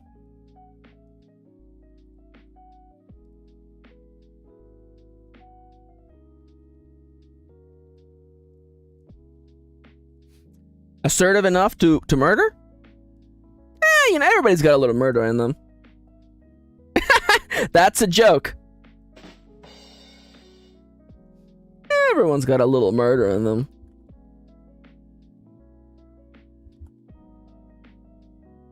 I have a sworn work enemy I would definitely kill. Oh my god. Hey, do you want me to kill that guy for you? You know. Oh no, here comes Oh my god, here comes. Alright, so yeah. So I do want to say. How do I say this? Alright, so Does it take the strength to physically strangle a grown man to death? Yes. Do you know what also takes strength? Not doing that. That's also a very fair point. Although we joke about murdering people, I do want to make it clear that it is in fact a joke. It is in fact un joke. Un chiste, as we say in Spanish. It is un chiste. I definitely wouldn't want to murder anybody. You know? I would very much prefer if people, you know, spent a little time somewhere that would allow them to heal and maybe look inside themselves and realize that maybe they shouldn't go around making the world a worse place and hurting people for no reason. Un chiste. Es un chiste, not cheese day. It's chiste. Chiste. Chiste. I don't think murder is a solution. I really don't think so.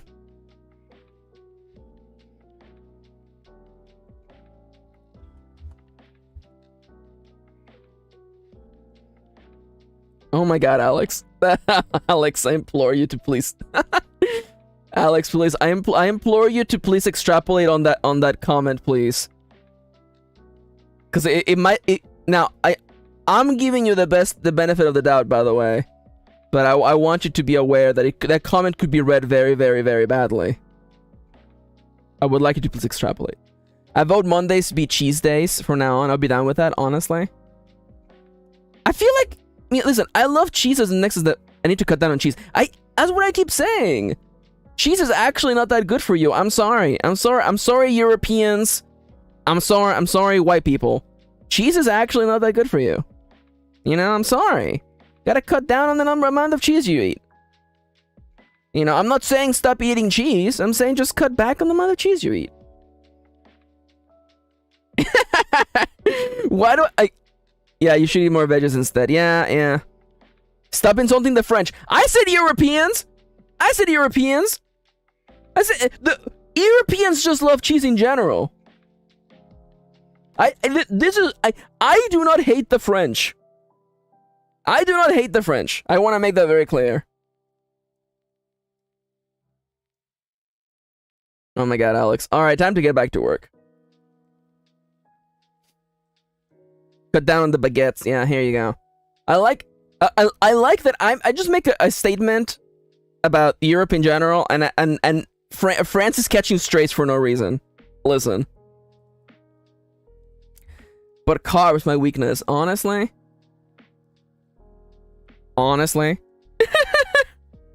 Oh, Lord. Definitely eat more veggies, though. They're good for you.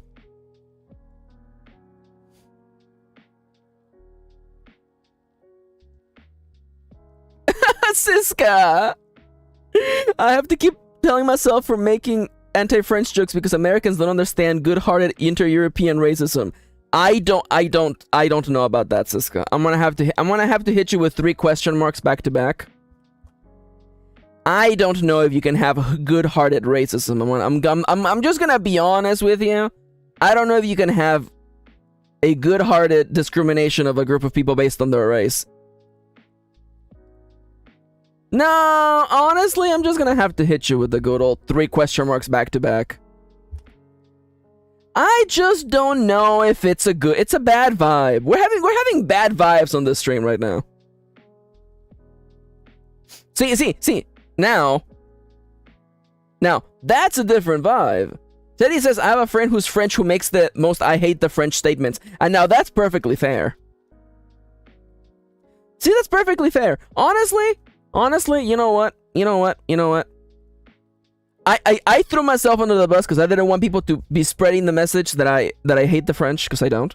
But honestly, this is a really complex issue, and I am not properly equipped to talk about this, so I will now rescind my statements. I am rescinding my own statements. Oh no. I say magnifique. Yeah! What about it? Words are free. Words are free. I also say Japanese words. That's fine too. I speak English too. What's the matter with that?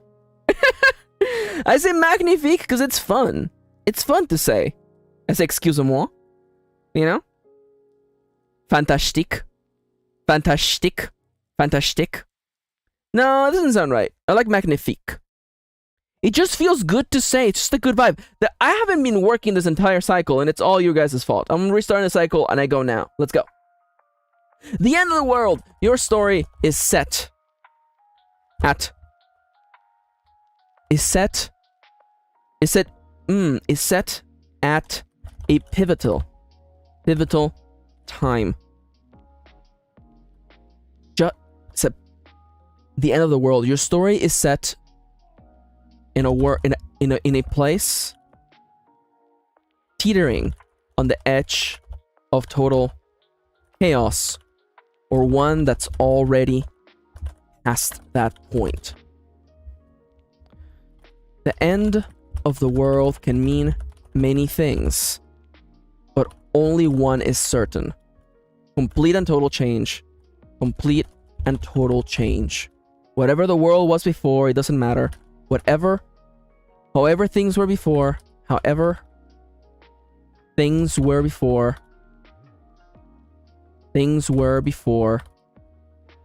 it does not matter. It does not matter. They will never be the same again. Yo! Teddy says, extremely unrelated. I saw the cutest little Maltese doggy at a grocery store this morning. They wore a poofy purple jacket? Oh my god, I love that. I love that. I love that. I love that. I love that. The house you grew up in. Your story is set in someone's childhood home. Damn, why is that puppy way more fashionable than me? Why is this puppy giving me like fashion envy? Your story is set in someone's childhood home. Childhood home. Ooh, there's something here. I feel it. I feel it. I feel it under the surface. Your story is set in someone's childhood home. Years have passed since the time they lived there. They live there. Why have they come back? What? Why have they come back? What are they looking for? Trans people can't be fashionable, excuse me? Except like for 3 of them. I'm not fashionable. I'm gonna be entirely honest. People compliment me, but I feel like it's just because like I can pull off like a nice aesthetic, but am I fashionable? Absolutely not. The wrong place and the wrong time. Your story is set in a tragedy of errors. Your story is set in a tragedy of errors.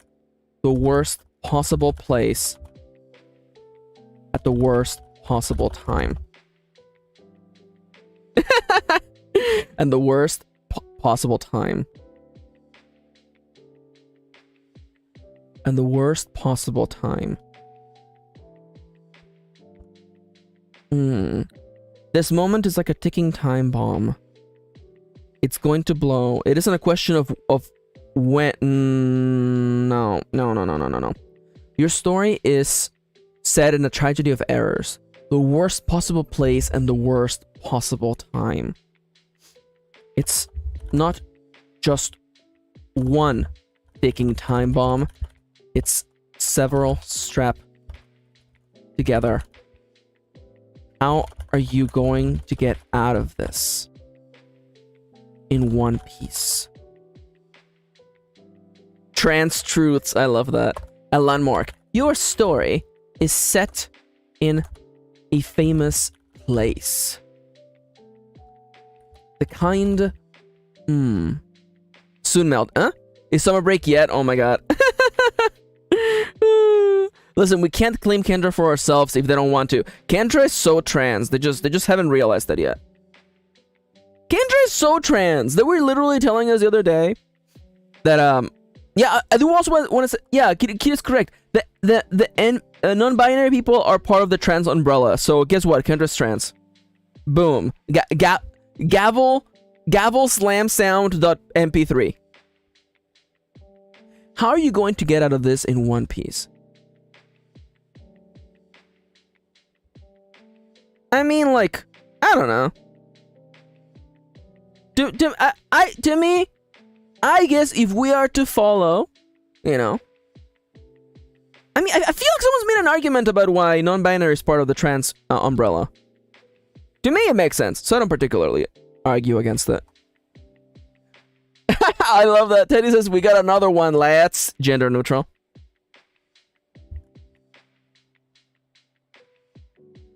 That's fair. As with many identity things, it's up to the person. Also, Kendra's trans. That's true. Kitty makes a good point. Your story is set in a famous place. In a famous place. Your story is set in a famous place. You know, I'm gonna skip this one. Your story is set in a theta. Whether it is a place. Thanks, gender binary. I mean, yeah. Non-binary trans gang. Let's go. Your story is set in a theater, whether it be a place or what. In a theta, people come from far and wide to witness the performances upon that sparkling stage. Sparkling stage, but there's always there's a story behind every play, a past behind it. But there's a story behind every play and the past behind every actor.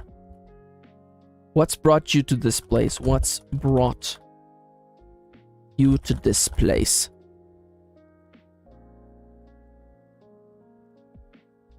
This is fair, Siska. I now understand your statement, and I agree with it. Thank you for clarifying. You know what? I actually have a new sound. Thank you for clarifying. Thank you. Frozen Maxi? I'm not frozen. I'm right here. Your story is set in a famous place.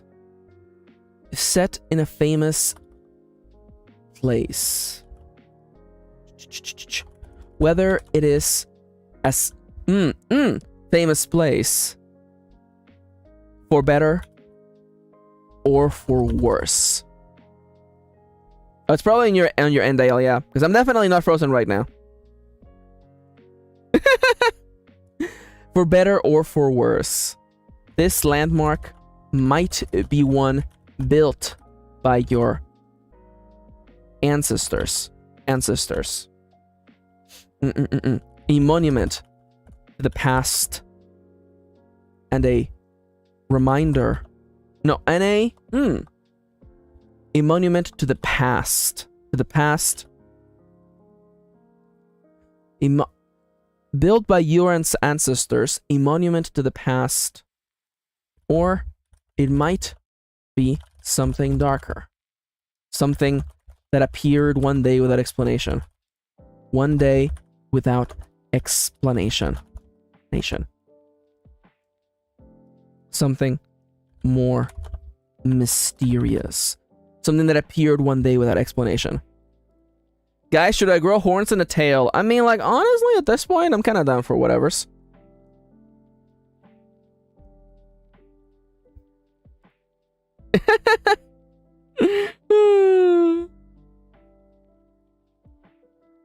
Also, I did the last wing wrong.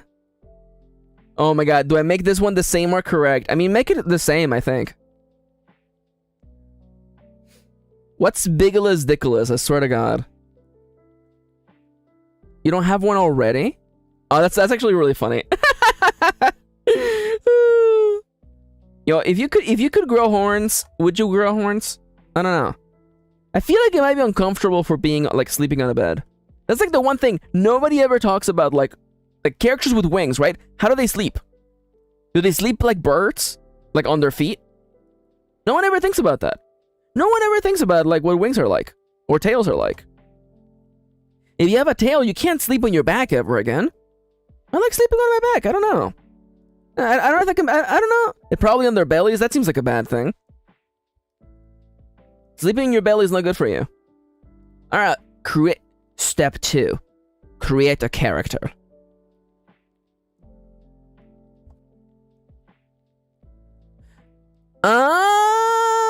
Thank you. That makes more sense.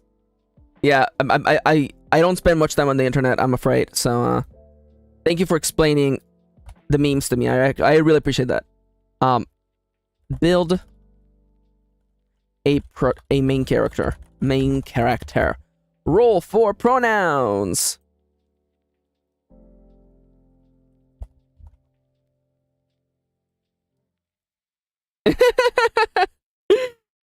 I mean, like, that's fair. I do feel that it's not good for you, though. But you know what? Everything's bad for you. The book being... Oh, that's right! That's right. I actually have that book. I haven't read it, though. I do plan on reading it. Use a 6-sided die. Roll on the table below and record your result. Abandon boob, embrace comfort. I'm kind of okay with that. Using a 1d6, a 6-sided die. Roll on the table below and record your result. Pronouns. Everyone has pronouns. The first step to getting to know anyone, including your main character, is to find out their pronouns. The first step to getting to know anyone, including your main character, is to find out their pronouns. This first rule will tell you what pronouns your character uses. Please keep in mind that this is not a this may not necessarily be a reflection of what they look like. We'll be rolling that in a second. We'll be rolling that next.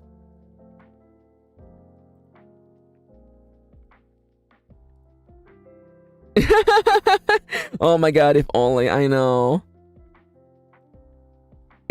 Okay, only Char can abandon boob. Honestly, see, everyone gets to decide whether they wish to abandon boob. I don't know, when I said that, I picture like the Dark Souls menu of like abandoning a covenant. Do you wish to abandon the covenant of boob? Oh god. What's wrong with us? What's wrong with us?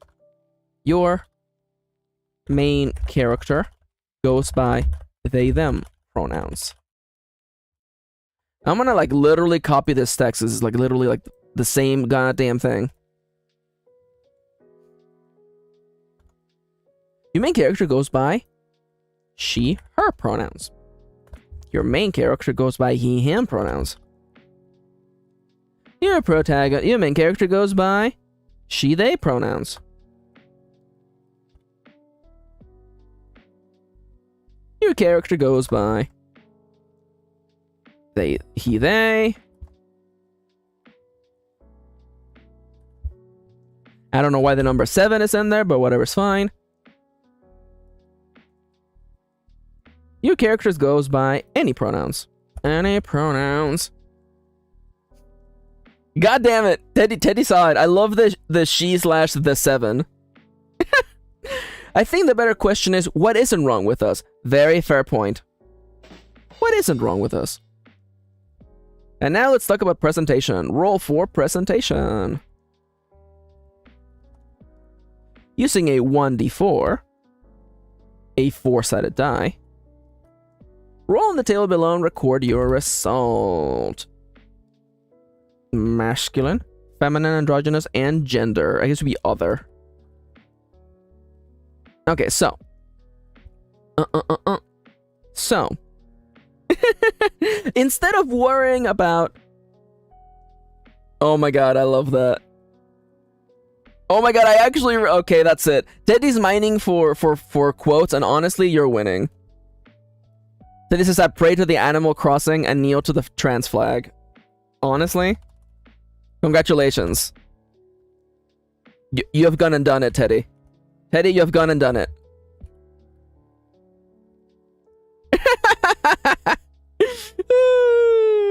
I love that. I love that.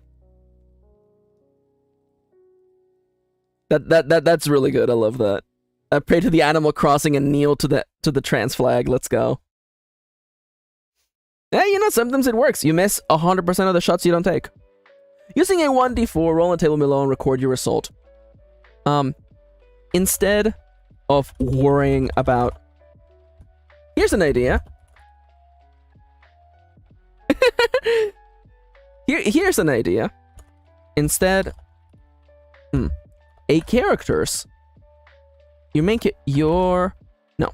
A character's presentation tells you how they present to the world around them. Some people present according to the gender assigned to them at birth, while others don't. Instead, oh, no worries, Melty. Have fun with the rest of your day. And thank you for coming. I hope you have a lovely day. Take care, friendo. Bye-bye. Goodbye. Instead of worrying about... Some people present according to the gender assigned to them at birth, while others don't. This game does not worry itself over what... Okay, what I'm trying to say is that like instead of rolling, roll to see if your character is trans, I leave that off to the reader to decide, aka make everybody trans. Well, others don't. If you sense, if you notice, there's a difference between. Notice there is a difference between a character's pronouns and their presentation. For instance, a character who goes by she, her, who is masculine in presentation. You may choose to, you are free to explore what this means. Is this person, are they a tomboy? Are they butch? Are they trans? That's up to you to decide. Consider this consider this a great chance to explore writing trans characters. Maybe, I don't know. You're free to explore what this means. Or you could just make everyone trans.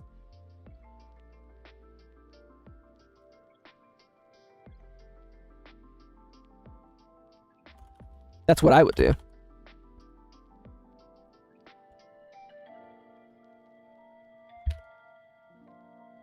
Or you can make everyone trans. That's what I would do. There you go. Okay, Unhinged Max has been unlocked. Okay, let's go. So, masculine! Your character! Oh crap, where did I put this? Oh crap, am I gonna have to? Alright, let me go and grab my freaking copy of Iron Valley and just copy what I wrote there. Because why make myself work through all of this again if I already kind of figured this out before? Just copy and paste what I wrote before. Let me go and find. It's under the purple folder. Open up. It's the police. It's not. Screw the police. 1.2, please? Where the hell is 1.2? Changes? No. I shared. Is the one I shared with Kitty. Is it this one? Thank you, Zeku. Now I know what that means. Okay, here you go. I found it. Okay. So I'm gonna just go and... I bet the word masculine is used once in this entire book. I bet the word masculine is only used once. Come on. I know for a fact that it did not use the word masculine like that many times. mask? Where is it? It's in character creation. No, it's in townie creation, isn't it? Let me go and find it. I'm caught in my laughing expression. Come on. Where? Co-op play. Co-op play. Skill difference. It's after this, isn't it? There you go. Okay. Having qualities or an appearance traditionally associated with men or boys. There you go. Your character has qualities or an appearance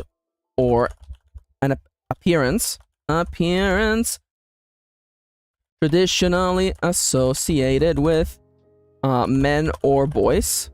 There you go.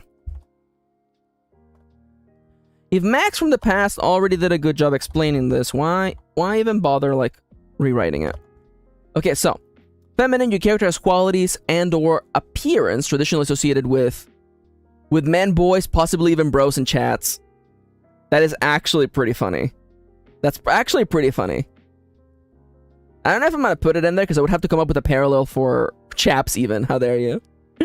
How dare you? I don't know if I don't know. Okay, Siska, if you can come up with a parallel for feminine, then I will put that in the book. But we have to mirror the joke. That's the way it works. Your character has qualities and an appearance traditionally associated with women or girls. Lasses even.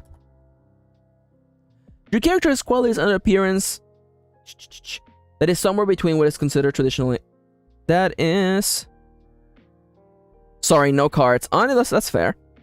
Somewhere between what is considered traditionally feminine and or masculine. Perfect. And other.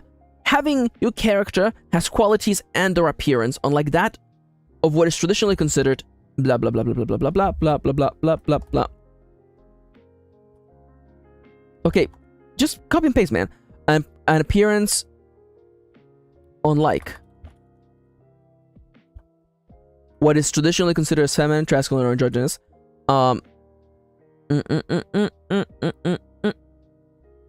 This entry. There are many modes of expression, of gender expression outside of gender expression, outside of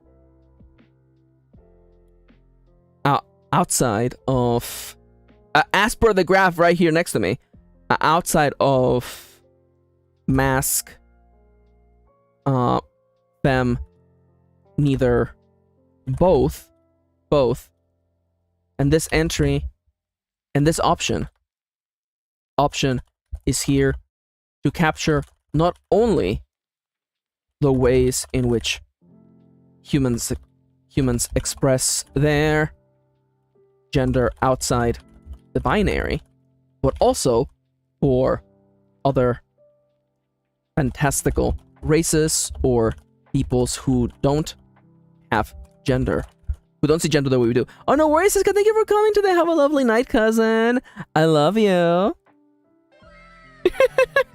Take care. Thank you for coming today. Go get some sleep, okay? Mwah. Love you. Goodbye. But also for other fantastical races or peoples who don't believe, who don't present themselves in the ways we are used to. Explaining other gender. Boom, there you go. Alright, so attraction. It's the law of attraction. We're making good progress, by the way. Attraction. Using a 1d8, an 8-sided die. Roll on the table below and record your result. Even if you are not writing a story about romance, attraction is important. Even if you are not writing a story strictly around romantic experiences, knowing your main characters, attraction is still important. since this attraction may dictate how they interact with others. Yeah. Much like gender presentation, attraction is another facet of what makes your character human. And it's worthy of being explored in your story. All right, last break before I do my last cycle. I mean, like, honestly, I only need attraction, motivation, and then the put spice on it, and then I'm basically done with most of the writing. Crap, there's so much work still. Oh well, I'll get it done. I'll make it happen. But first, break. Everybody take a chance to get up and stretch. You know what to do. I know that I will be getting up in a second. Boop, boop, boop, boop, boop. Alright. I do hope that if you have been productive as I have, you are respecting the breaks. Getting up and stretching. Getting up from your chair, drinking some water. Okay. I'm stretching.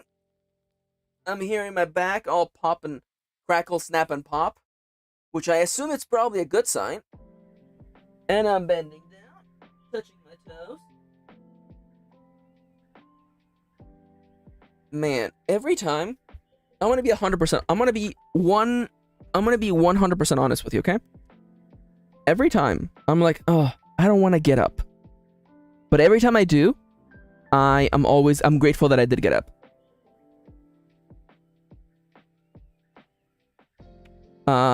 Chip says, I'm still waiting for my fever to go away. Oh, I'm so sorry to hear that, Chips. I hope things get better.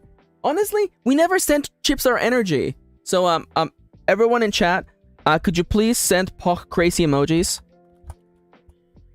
Type Pock Crazy in chat in all caps to give Chips some of your energy. Alternatively, spam the soup emoji. I hope things get better, Chips. I love you. Stay strong. You know, take care of yourself, drink water, and I promise it will pass. Here comes the Puck Crazies. Thank you. We're sending you our strength.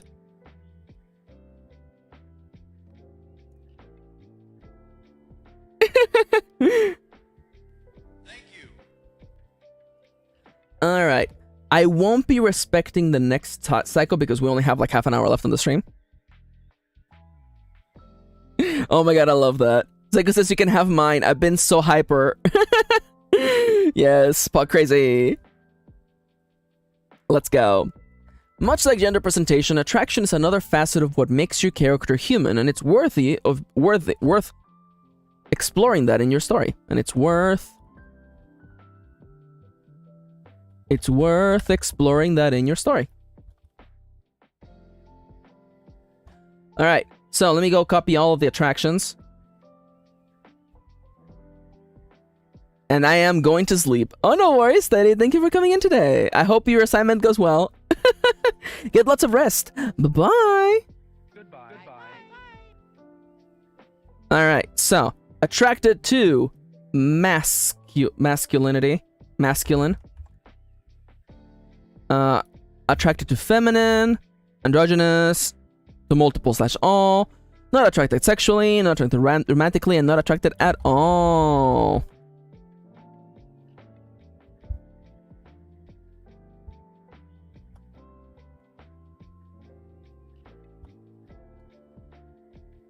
Alright, attracted to masculine. Your character is attracted to people who appear masculine. There you go. Please note that this is not about whether they are a man, it's really about whether they're masculine or not. There's a whole conversation here that can be had about this, by the way. But I don't want to have it because I'm too angry right now. who your character is attracted to people who appear masculine, or who present, who exude masculinity. No, there's a verb here that I'm missing. People who you know what? People who present masculine. It's that simple, really. Your character is attracted to people who appear feminine. People who present feminine, excuse you.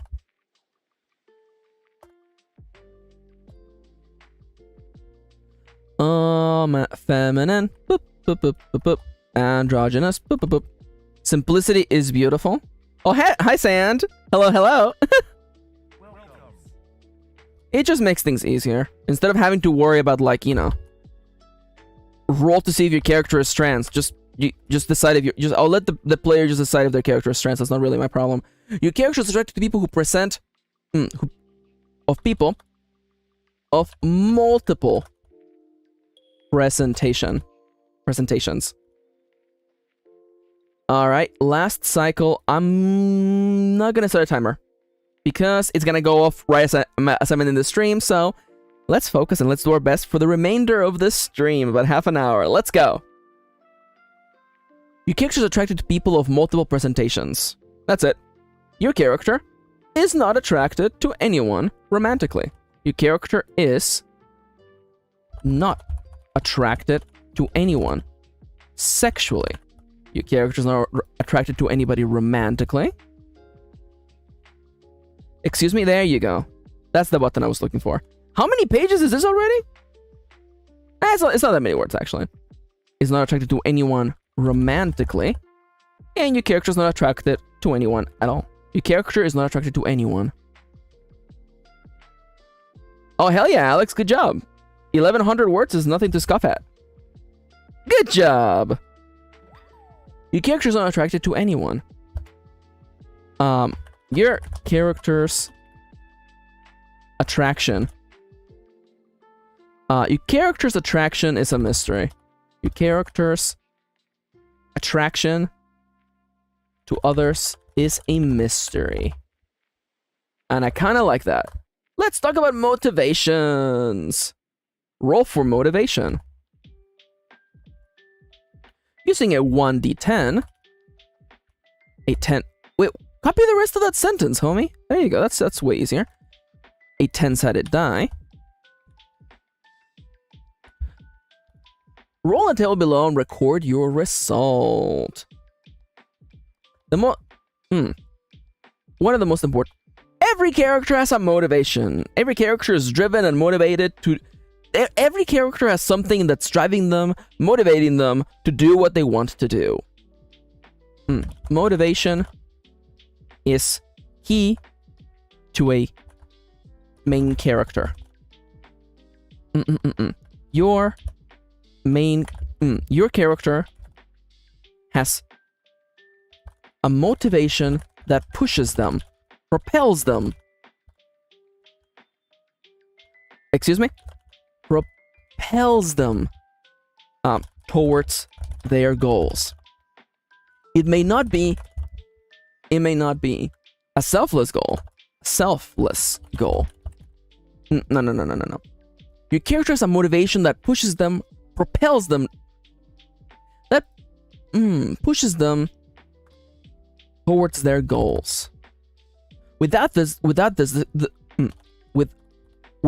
this motivation, it's likely your character would never have your character's story would never have gotten moving. Your character's story would never have gotten moving.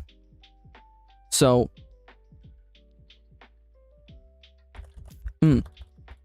this is as important. This is as important as the match that lights a flame. As the match that lights the flame. There you go. Nice and colorful, just the way I like it. I'm gonna scroll all the way to the top because I need to grab a text that I already wrote because I'm boring. I'm lazy. Why would I write the same thing twice when I already have the result for it? Okay, so roll twice. Roll on this table until you get two unique motivations. Combine them to make something extra special. There you go. They want something that belongs to someone else. Your character's motivation. Welcome back, kitty. Welcome. Work smarter, not harder for reals. Honestly, some people have a lot of trouble realizing that. You know, some people have the inherent belief that if you're not suffering while working, you're not working hard enough, and that's just silly. Suffering has nothing to do with being productive. If anything, I find it to be unproductive to constantly be whipping yourself and making yourself miserable. Your character's motivation revolves around their desire for someone else's for something someone else has. It may be as simple as an item. Ooh, the envy. A relationship. No, something as an item they want, a relationship they envy, or something darker. It may be as simple as an item they want. No, you know what? Just aside for something someone else has. Be it a job, be it an item, a job, a relationship, or something as ethereal as status.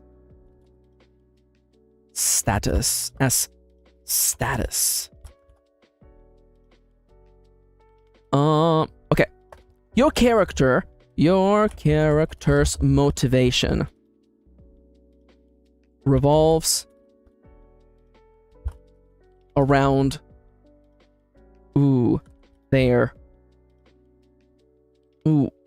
around something that was taken away from them.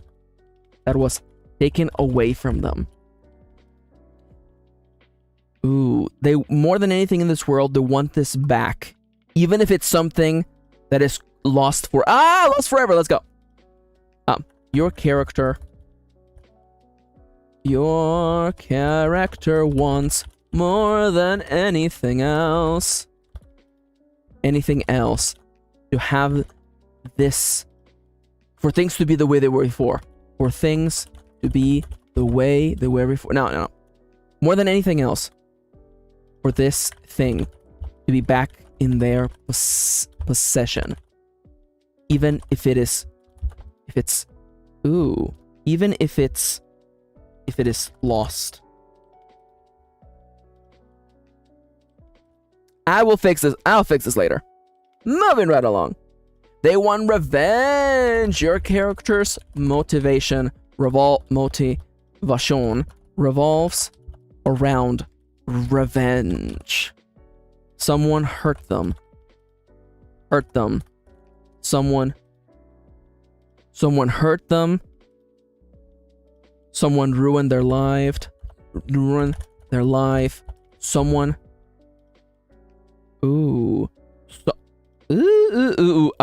I'm chasing the feeling. Someone needs to pay. And your character is going to be the one to do it. There you go. They want to be forgiven. Your character's motivation revolves around their redemption. They did something they now regret deeply, and they want nothing but to earn the trust of those they betrayed. There you go. They want to be accepted. Your character's motivation. I should just copy that, by the way.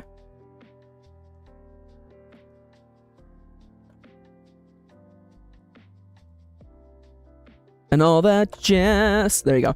Your character's motivation revolves around their need to be welcomed into a group or community. Yo, hell yeah, Kitty. Good job. Good job, Kitty.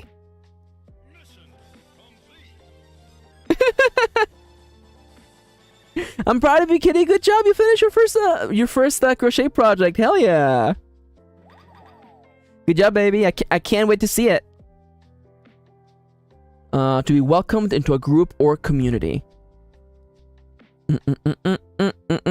Something about self-worth. Something about self-worth, identity, perceiving themselves. Whether your character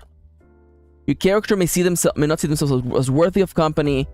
Your character may not see themselves as worthy of affection, or your character's motivation revolves around their need to be welcomed into a group or community. Whether these people are good for your character or not, the only thing whether this group is a right fit for your character, it does not matter. All they care about is being welcomed. Is to become one of them. Care about is becoming one of them. And finally, feeling like they belong. There we go. They want to come clean. Your character's motivation revolves around a lie. Revolves around a lie or mistruth they allowed to propagate for far too long. Your character wants to come clean, to reveal the truth. But will people listen? They want to help. Your character's motivation revolves around wanting to help wanting to help others. Whether it is to make the world a better place, or simply to improve, or simply to brighten someone's day. Your character is driven to be a selfless. Your character is driven to selflessness and self-sacrifice, for better or for worse. Character is driven to selfless sacrifice, for better or for worse, and for worse. They want to run away. Your character's motivation revolves around escaping something that haunts them. Escaping something that haunts them. Whether it is a physical thing, whether the thing giving chase is a real entity. Whether the thing giving chase is tangible or not, is tangible, like a wolf in the woods, or no, whether it is giving chase is tangible or as intangible as the past, giving chase is as tangible as a wolf in the forest. As a predator. As a creature in the dark, or as intangible as the past. Your character has no other option but to keep running. They want fame, money, glory, and all that jazz. Your character's motivation revolves around around their desire for their desire for wealth, money, and power. Your character's motivation revolves around their desire, their lust for the finer things in life. Money, cash, fame, power. Your character's in it. Your character's in it to make themselves. Ooh, your character is not ashamed of what they want. They see it as being honest. They see it as being truly honest with themselves. But but why is it that no matter, but why, but will it heal? But will it heal? Will it heal the wound in their heart? Will it say, but will this, but will this conquest ever satiate the hunger in their heart? There you go. There we go. That feels good. That feels very, very, very good. All right, roll to spice it up. Last one. Roll to spice it up. Spice it up. Roll a 1d20, a 20-sided die. Roll and recall your result. Every story needs a little bit of spice. Just a little something to make it more than what you would expect, This table has a delightful, a delectable collection of plot twists and setups to make stories inherently different and starkly fun and exciting. This table has a delectable collection of plot twists. And oh, no worries, Kitty. Thank you. I love you. Thank you for coming in, Beb. I hope you have a lovely rest of your day. Goodbye. I know you're looking, but I love you. You're lurking? You're lurking good, Joker.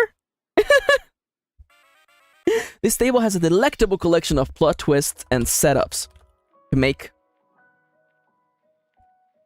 your story way more interesting and fun.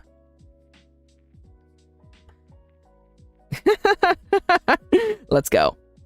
And fun. There you go. Put some spice on it, baby. Baby! Okay. Roll twice. Looking good, Joker. Thank you. I love that Seku. I hear his voice in my dreams. I love him. I love him. Voiced by Cassandra Lee Morris. I love him. Looking good, Joker. Roll in this table until you get 2 unique results. Combine them to make something extra special. There's been a murder. Your story is extra spicy because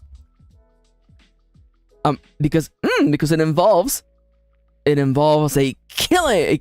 No, if there is a kill, if there's a kill, if someone's been killed, there must be a killer. The joke I want to get is that if there's a blank, there must be a killer. If there's a body, there must be a killer. That's the joke. Your story's extra spicy because if there is a body, there must be a killer. If there's a body, there must be a killer. If there's a murder, there must be a killer. Is your character in danger? Will they be able to find out who did it? No, is your character in danger?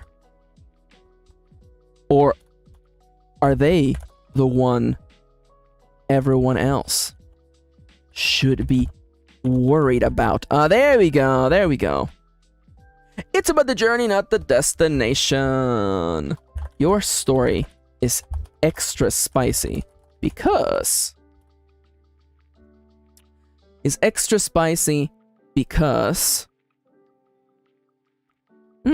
because it's focused on the moment-to-moment drama of the story, rather instead of leading towards a big climactic plot twist, because instead of leading towards a giant bombastic plot twist, it instead focuses on the moment-to-moment, beat-by-beat story of the characters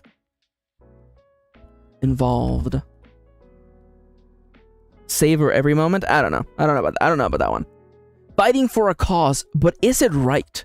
Your story is extra spicy because it features a character.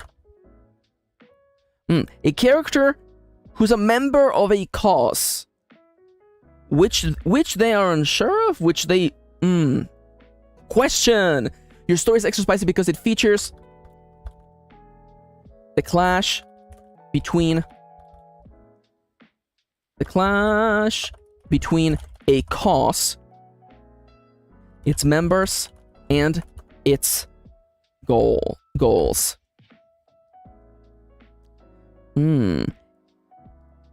Yeah. Because it features the clash between a cause, its members, its goals, and its methods. Its goals and its methods. Even if you're doing... Are you doing the right thing? Are you doing the right thing? And if you're not, how do you justify it? And if you're not, how do you justify it? How do you... How do you get up in the... No, how do you justify it? Justify it to yourself every morning. There you go. It will end in tragedy. Your story is extra spicy because the reader knows from the very start that this is not going to end well. And even so,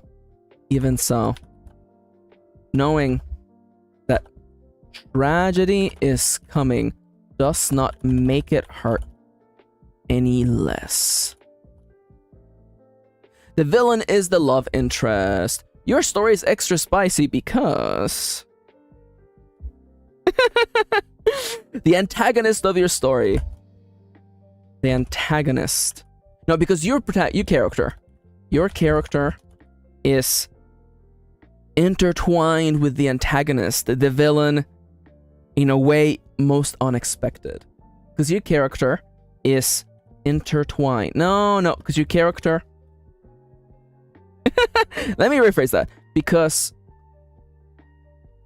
the antagonist of your story, the villain, is the love interest.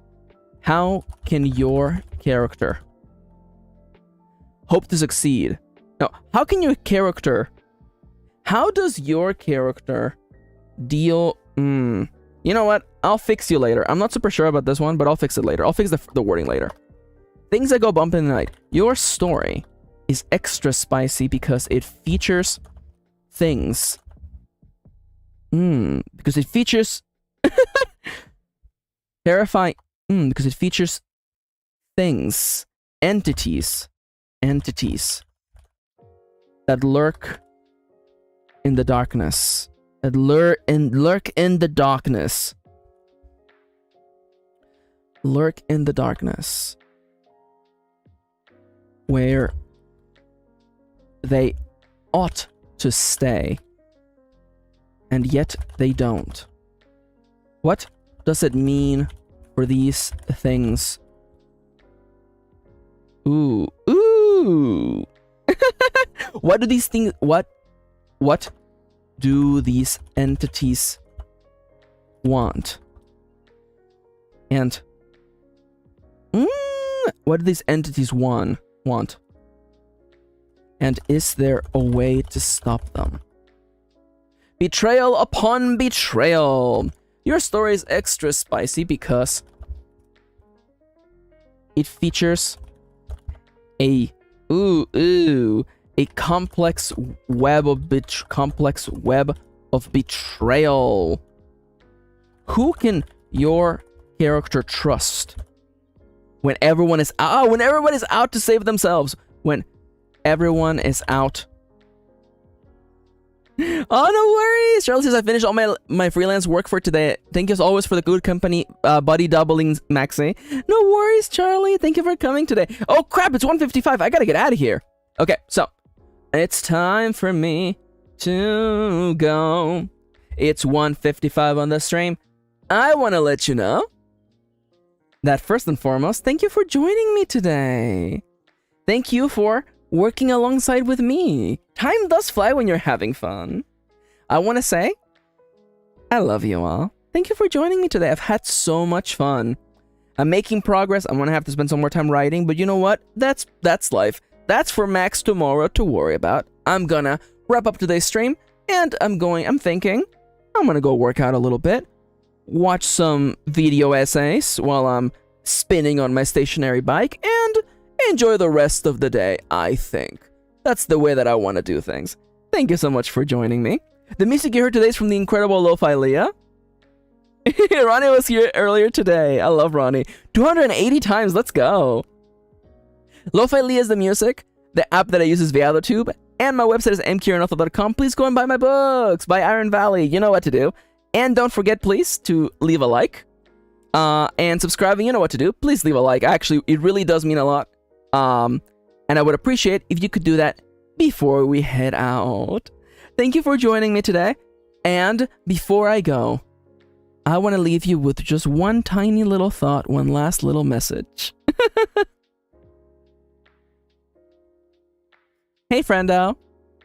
Thank you for joining me today. I had a lot of fun, and I was very productive, and I hope that you also had fun. I hope that I was good company for a little part of your day. It's really easy to fall down the very, very easy pitfall that progress has to be in one go. And that's not true. Any little progress is good. And I feel like you would be doing yourself a disservice to fall into the mindset that you have to do everything at once. Baby steps are good. You know, slow and steady does in fact win the race. It's not exciting. It's not rock star. It's not fabulous to work steadily on a project one day at a time. But it's the only way that things get done. So little by little, we make progress, and the world changes for the better. Let's stay strong. Let's keep doing our best. And I'll see you tomorrow with some drawing. Bye-bye. Okay, that's all the time I've got. I gotta get back to playing Animal Crossing New Leaf on my Nintendo 3DS.